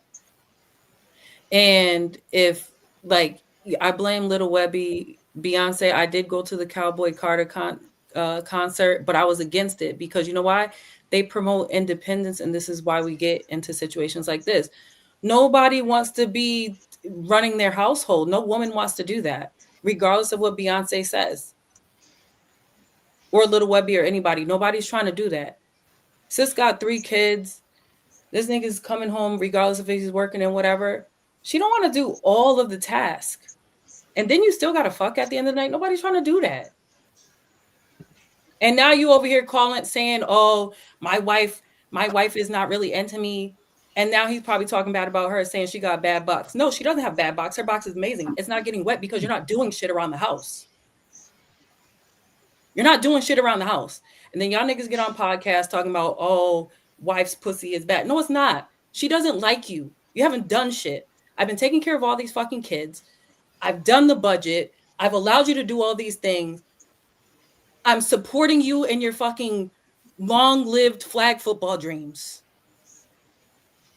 And now y'all want to get on fucking podcasts talking about, oh, women that are in their 40s, is pussy dried up. No, it's not. Pussies is still wet. This is the prime years for us 40 plus women. I don't like you, nigga, because you haven't done anything. And that's what she said. And that's why she's getting divorced.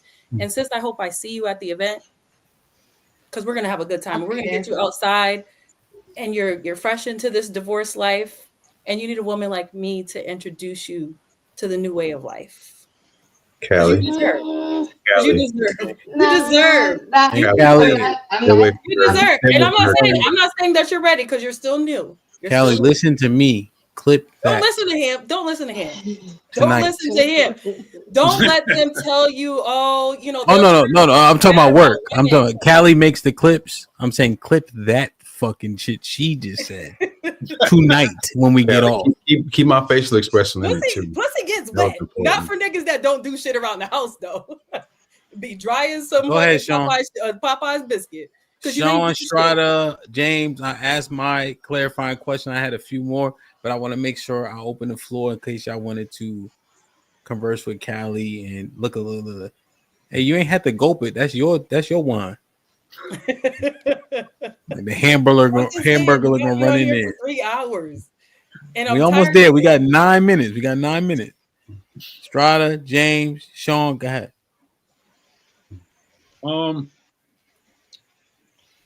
If we were to ask your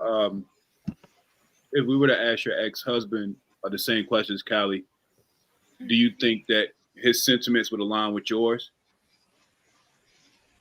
Like, have you got a feel with his understanding of how this went left? Not since the arguing stopped, no. So whatever he did say to me was said out of anger and frustration. Gotcha. So we have not spoken about it since he's quote unquote okay now. What does that mean, Callie? Meaning there was a lot of, that Spider-Man meme where they're all standing around and they're pointing the finger at, yeah. So there was a lot of revisionist history going on while that was happening. So I just chalked it up to he's speaking out of anger. And I just let him fuss. I didn't say anything. As much of a mouth as I have, and y'all know I got a mouth. I let him have it. James? Yeah, I was gonna ask, is it finalized and everything is everything's complete, or y'all just still at the table right now discussing stuff? I don't know if you want to say that.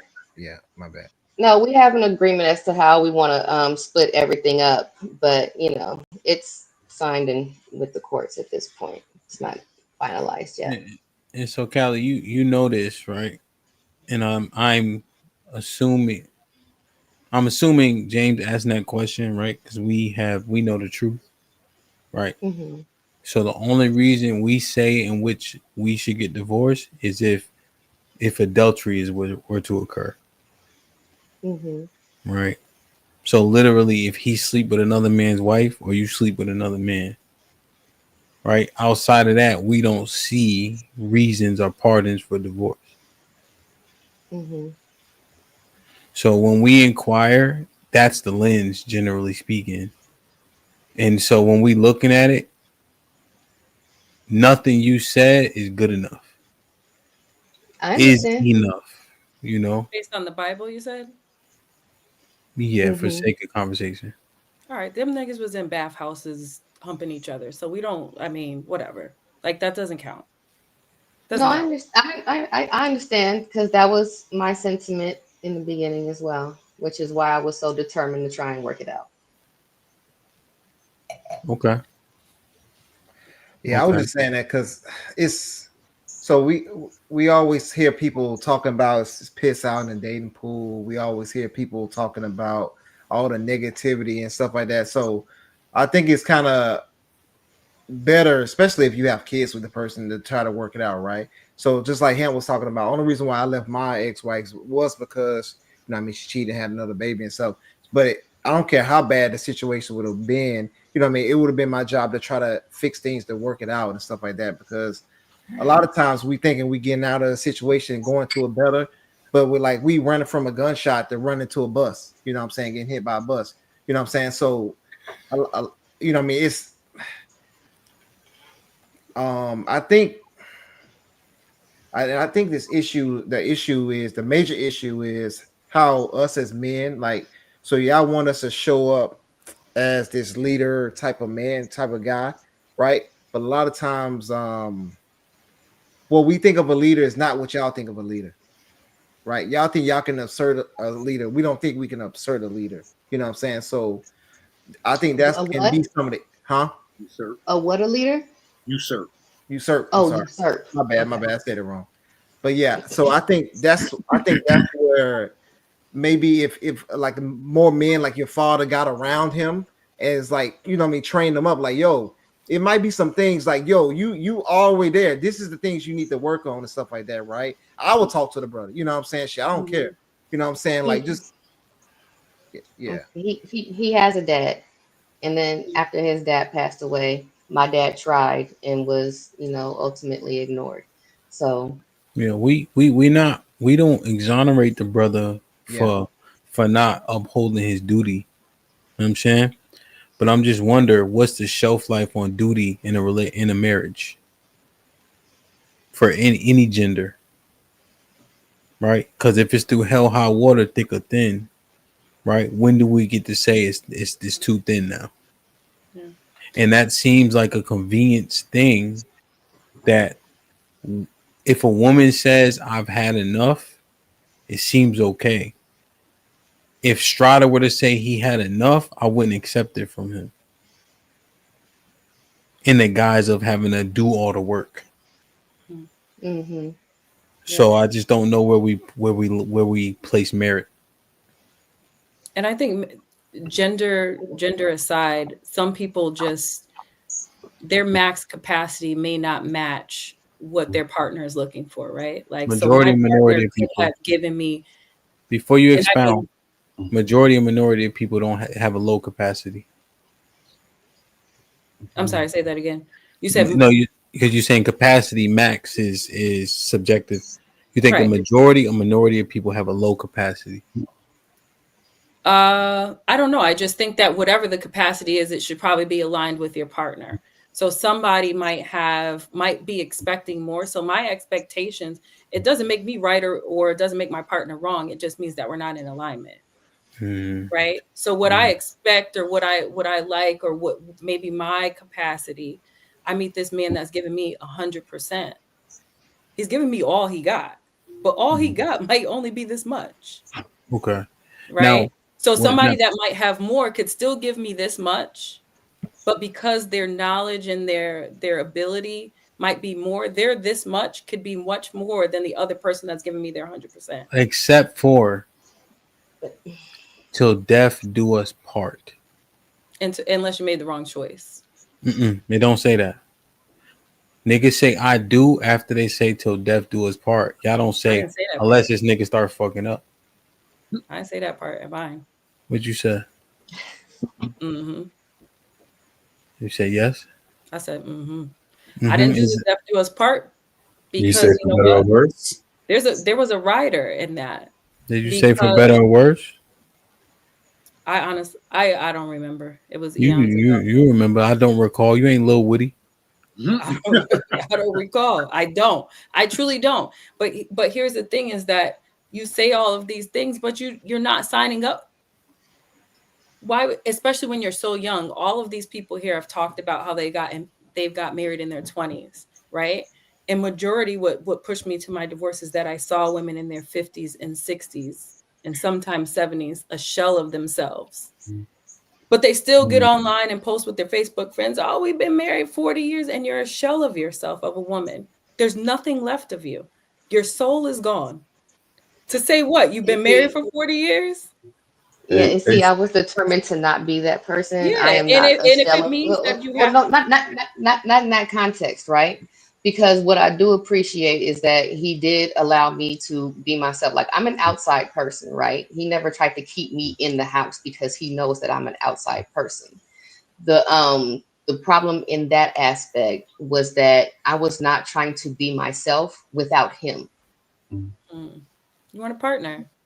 And he, it's, yeah, I mean, and there's some other stuff too, but I'm not trying to, I ain't trying to dog nigga out like that, on no live or anything like that, because I don't want it to be perceived as such. Right. But I can't help anybody that does not want to help themselves, nor can I provide that kind of example to You here's And a he still can be an amazing man, just not for you.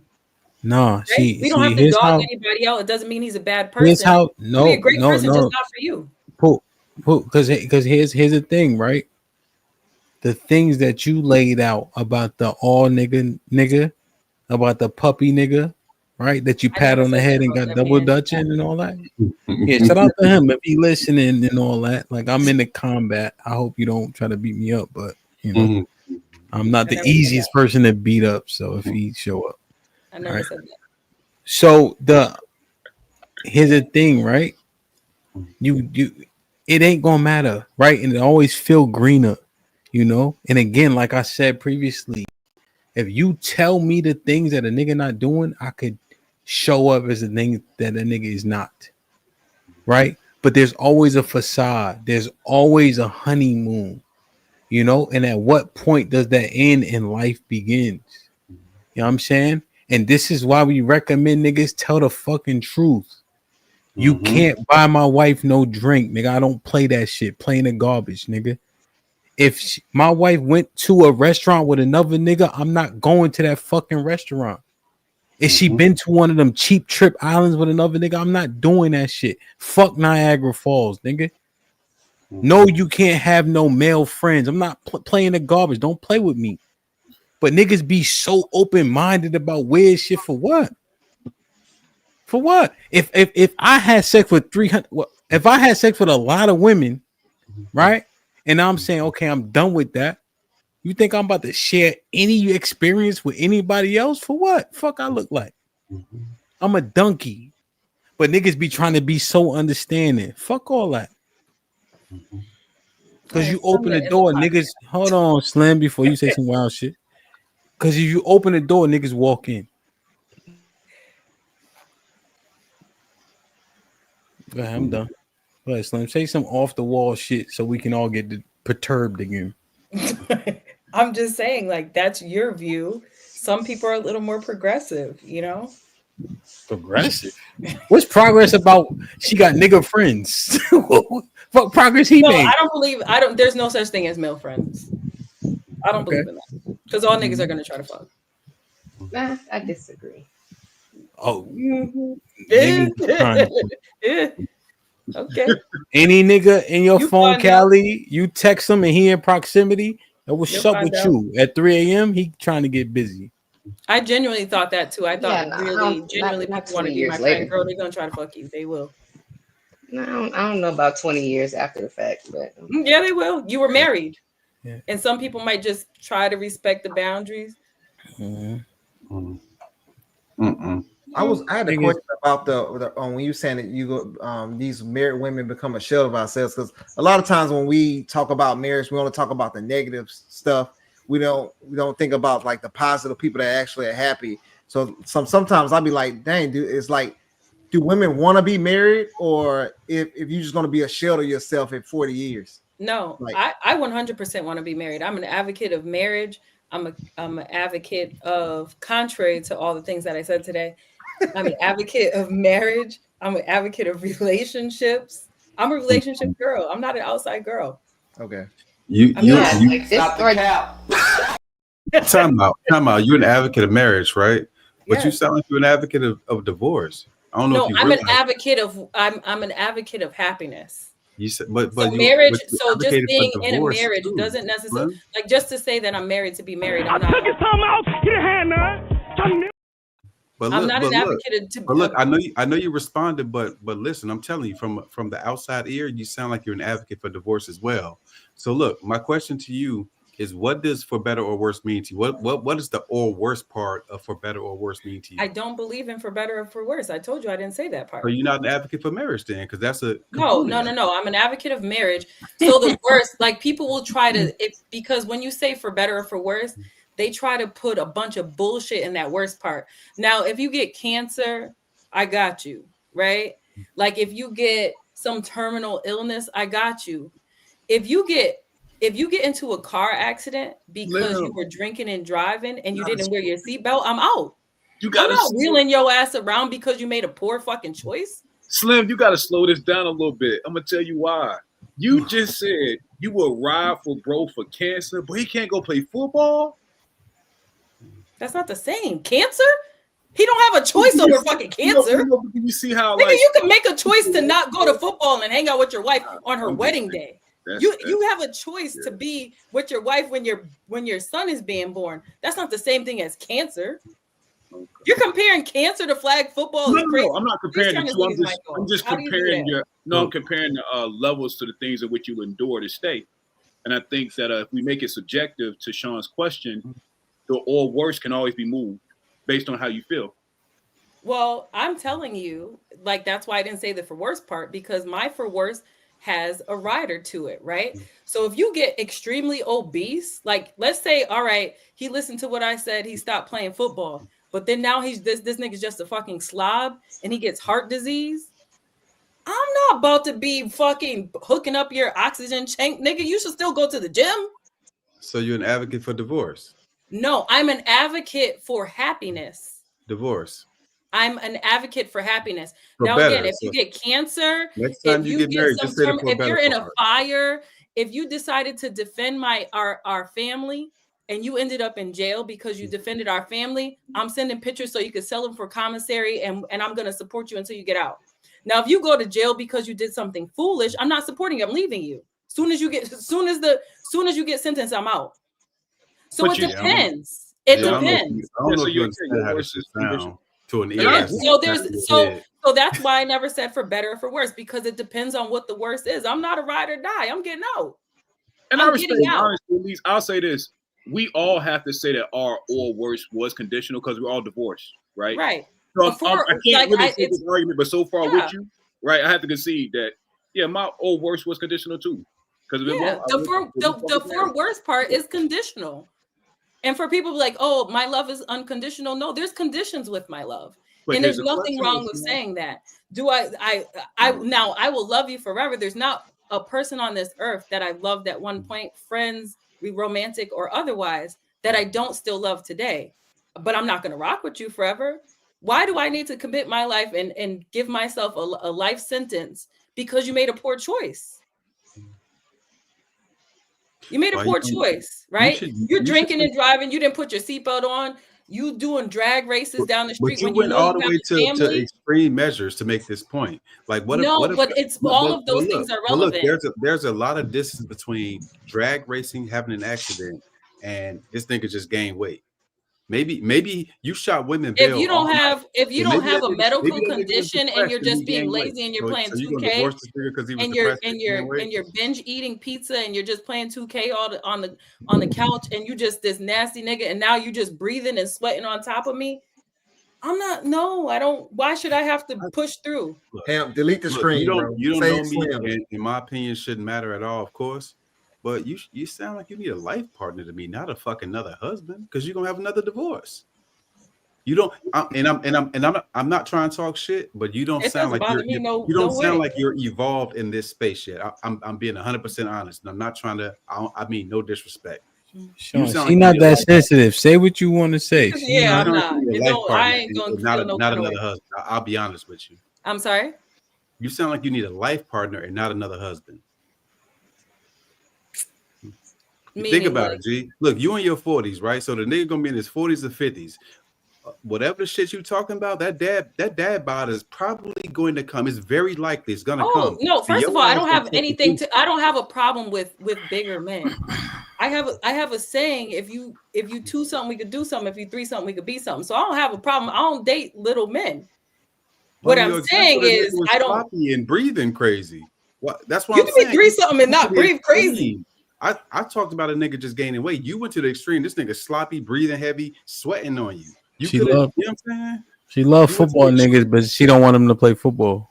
No, you can play football sometimes, just not on our fucking wedding day. Damn. Hey, Ham, y'all did that shit for that is kind. Hey, Ham, I ain't gonna hold you. That is kind of wild, nigga. Bit, bro. Niggas have newborns, nigga. We be 20 deep in Florida, nigga. All the kids in Connecticut, fucking niggas. Wow. So yo, son, nigga, because that's all niggas did. Like that's it. Niggas just play football. Umbilical cords. Like I had to go to the football field smelling like placenta still. Niggas had kids, bro. You had one kid, you had 7 kids, nigga. Think about like real. I know this is really dark, but I'm gonna say it because y'all made me drink all the wine. My last son, so I have 3 kids, and Hamp already heard this story. So I was getting married, like we were getting married. I paid the money on the deposit, all this, whatever. I already had my 2 kids. I went to this bridal expo and I went out with my whatever. I had a drink and I'm like, yo, I can't get this. I was like, yo, I'm pregnant. I know it. I didn't want to have any more kids. I was 24. It wasn't a time to have 3 kids at 24 years old. I was okay with having an abortion. And you know what happened? I went to this thing. I'm like, yo, we probably shouldn't have. We have 3 kids already because he had a kid of his own. I said, I don't really want to have the baby. And you know, the only reason why my son is here, and he knows, like, it's dark. You know why? I set an appointment because I'm setting an appointment to have an abortion. He was like, I got a football game. Let's have the baby. He couldn't make the fucking appointment. Nigga, my son is here because of football. Like, I'm like, yo, let's send this nigga to the chop shop. Yo, I'm done. I'm done. I don't want to have any more children. He was like, I got a football game. You know what? Let's just have another baby. Football took precedence over everything. Okay, so how long? The baby hit, but he's a savant though when it comes to playing football. He's amazing, but he's also amazing at football. He's 18 and he's playing football, and I'm just saying football. I tell him all the time, yo, football saved your life. All right, let me go. Yeah, I gotta take this little boy home. It's starting to get late for real. Well, hold on, fuck. Tell that nigga Nehemiah, wait, my nigga. You don't even know what your name stand for. Nappy head ass nigga. Call his daddy. So Cal, this is a new thing for you. You heard? Is Nehemiah? Can he hear me? No. Do some put. Oh shit. It is late. It's time to. Hold on, we about to wrap it up, nigga. You don't got nowhere to go. Nowhere to go. Oh, look at all the sensitive people saying you shouldn't say that to your son. He's fine. He's been raised in a healthy, loving big family. Boy. He tough boy. Yeah. So Cal, so this is new to people for me, right? You had to make a decision that you're moving forward with and all that. You know what I'm saying? I know you haven't fully processed it. It's a bombshell, you know. So what's gonna happen is people gonna say, "Well, I thought you said, but I thought you meant, but I thought you was a proponent of, and etc." Right? They're gonna try to render what you said over. You've been on the internet since 2009 or some shit, weird shit like that, right? 12, and I had a 7-year break. Yeah. Yeah, while we was going through the depression, you was on the internet. So Like, what's your reply to all that? You know what I'm saying? Because then we end up here. Because all people only care about the end result. True. They don't. Niggas don't care about 17 years. Like most marriages don't end between 5 and 7. So what do you say? You know what I'm saying? Is there no hope for niggas? Is there a shelf life to marriage? How long are women willing to stick it out? You got all these questions. You got the floor, and you ain't gonna be able to answer all of them. But you know, it's 350 people here, right? By the time it get 12 o'clock tomorrow, this shit gonna have 6,000 views, right? We hit 45,000 subscribers today, right? So we just trying to figure out like what's what. Talk your shit. Well, I will say that I would never toss, the total 25 years together total. It would have been 19 years married, Memorial Day weekend. Buried. I would never I would never haphazardly toss anything over my shoulder like that, especially nobody that I've been dealing with for half my life. I can say that I'm still a proponent of marriage. I'm still a proponent of getting married young. I'm still a proponent of having your kids before 30. I'm still a proponent of everything that I've said. The reason why you guys don't know, I'm like, all right, so you ain't about to gloss. Break that down for us. I don't know more about the story. We hear another tab, Hamp. Okay, but I will say that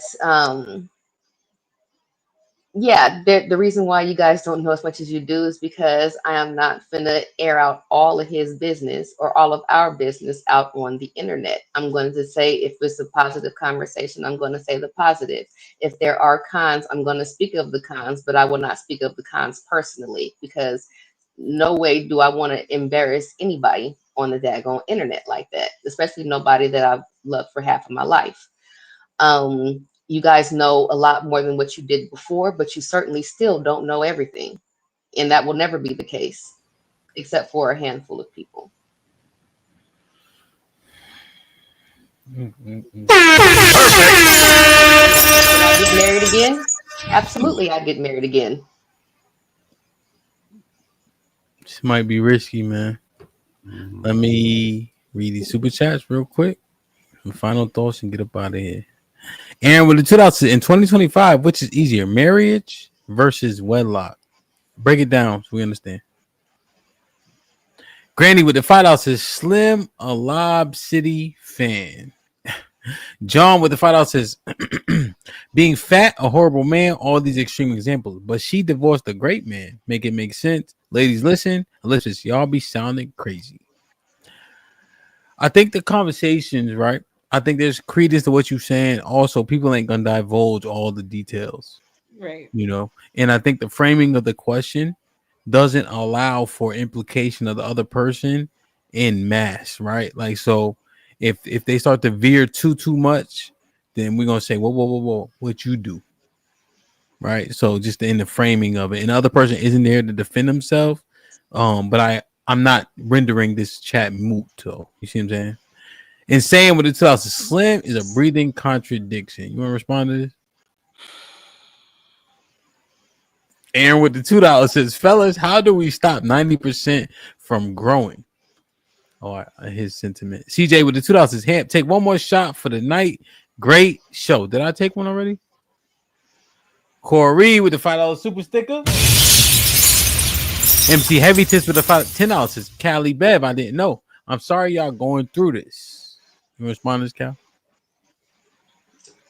Thank you, Dana. T.O. been a minute for 8 months. Our dick don't get hard, it's our fault. Your cat don't get wet, it's your fault.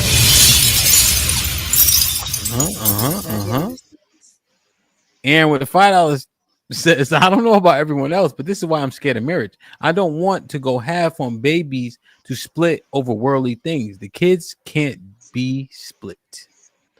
Jay Miller with the $5 says, so y'all get divorced to get pumped dump, and still do everything by yourself? Make it make sense. Already doing it by myself. Go ahead. Jonathan with the $2 says, can we drop Slim? What are you talking about? No, you can't. Jay Miller with the $5 says, at this point, red pill talking points are no longer talking points. They are observable reality. My brother Corey with the $10 Hamp coaches his players to chop block niggas. He's a dirty coach. I coach defense, good brother. But one rule we live by in football: if you ain't cheating, you ain't trying. Uncle Tom, what up, my brother? With the $2. Uncle Tom and OG Dirty sent me here. Salute to Uncle Tom, my brother, my OG in the building. Good to see you. Hope everything's everything. ODD TV with the $2. OG Do Dirty sent me here. Salute to OG Do Dirty in the building, man. We appreciate you wholeheartedly, man. God bless. CJ with the $2. Let me take a shot for Cali. Mind blown. See the Nathaniel with the $2. Shalom Octest Adolescence was introduced in the. I read this one. Like, share, subscribe, tell a friend and tell a friend, man. Hit that like button right now if you can. That helps the channel to go. Let me see. Aaron with the $5 says, who's having it easier? Wait, who having it easier? People who just having kids or people who are married and going through divorces? Both wrong, but what if you're single and childless? I think that you're not fulfilling as a man one of the first commandments. CJ with the $2 says, so that ears getting hot-ish was performative. You want to respond to this?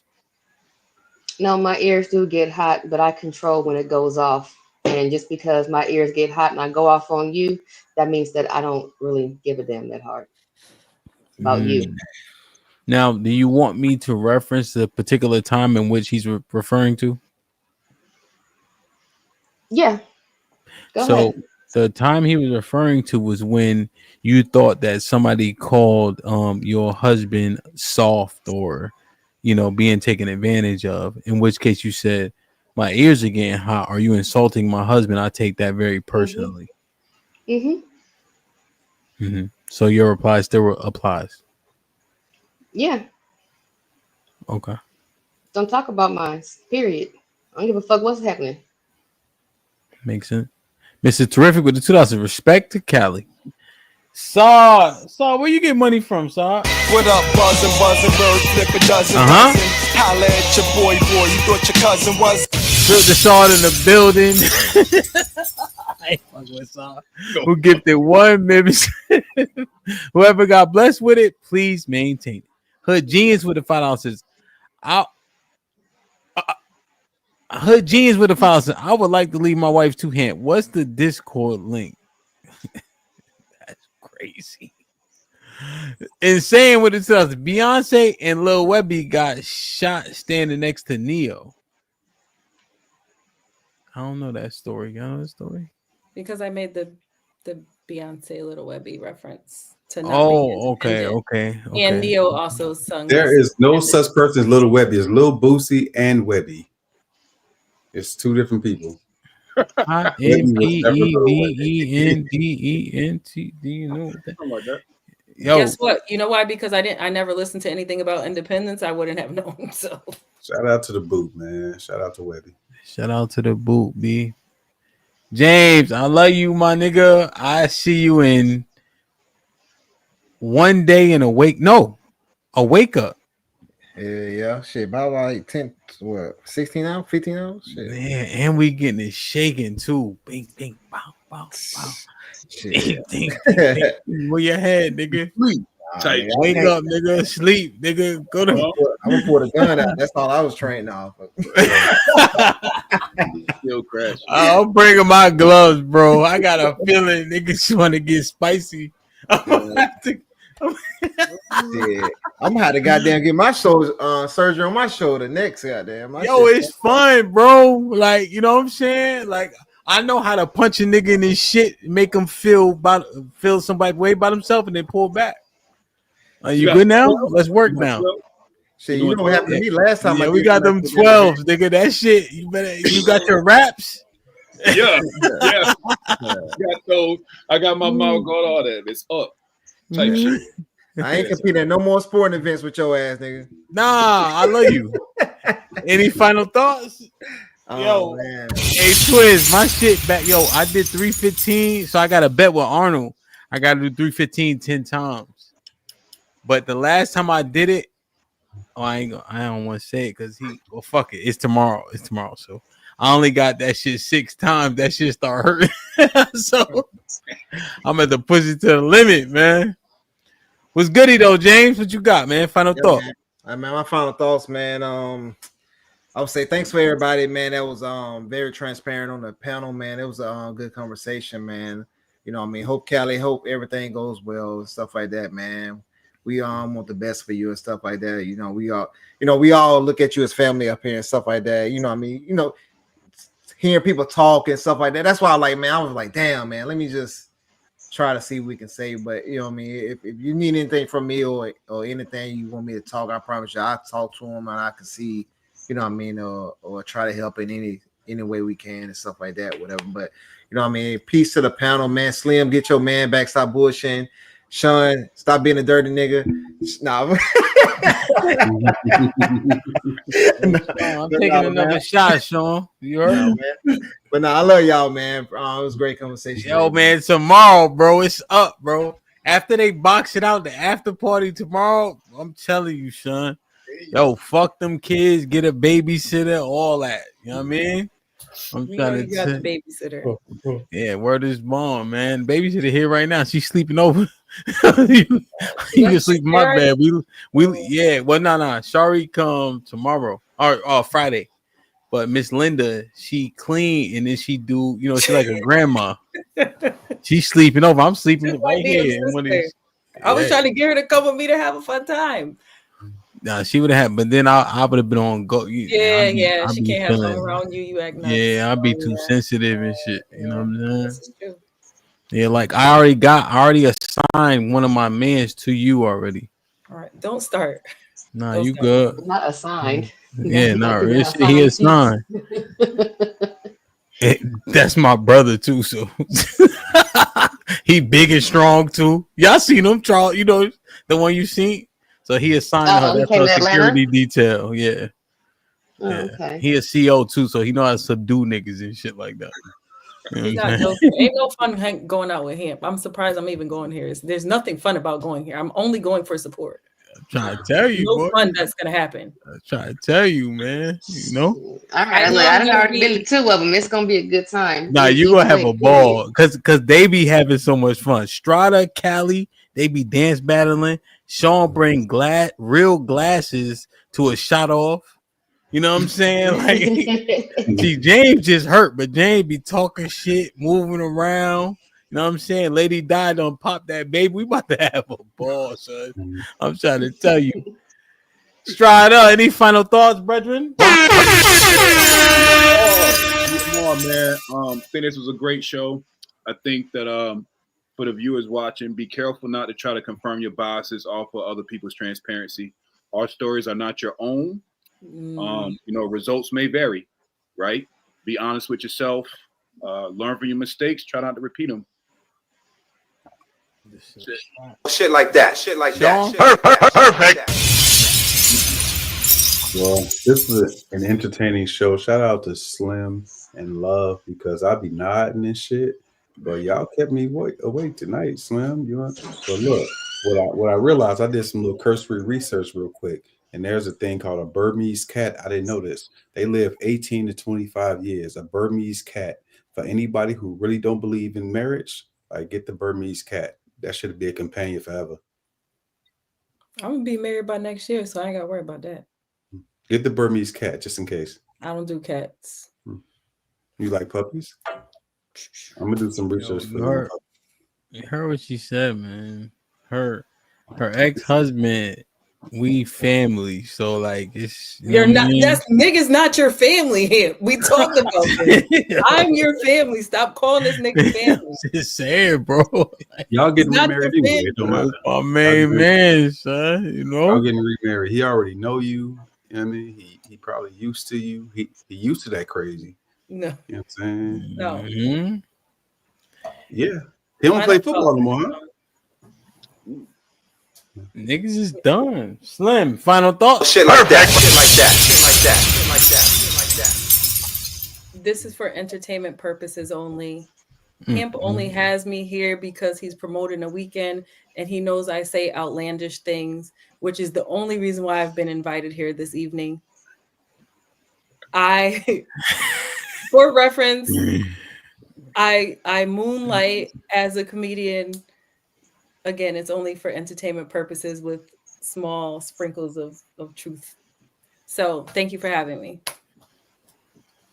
I'm doing 4 shows on Friday, nigga. I got a thing that say action. I'm doing 4 shows. Fuck it. POV, mix show, locker room, all that. I'm doing it. Cali, any final thoughts? Shit like that. Shit like that. Shit like that. Already? You said did what already? Final thought. Oh. Yeah. If you go into it with a clear head. Don't ignore red flags. Take the advice of people who you trust, who will also tell you the truth and not just tell you what you want to hear. Because they may be able to see some things that you cannot see because you are in the thick of it. I'd have to co-sign Strata in that do not use these stories to confirm your biases. These are parts of stories, not full stories. And you don't have the other person's point of view either. So how can you actually make a value judgment on anything when you know parts of a story? That's bad. But yeah, see you guys this weekend. I will be there partying up.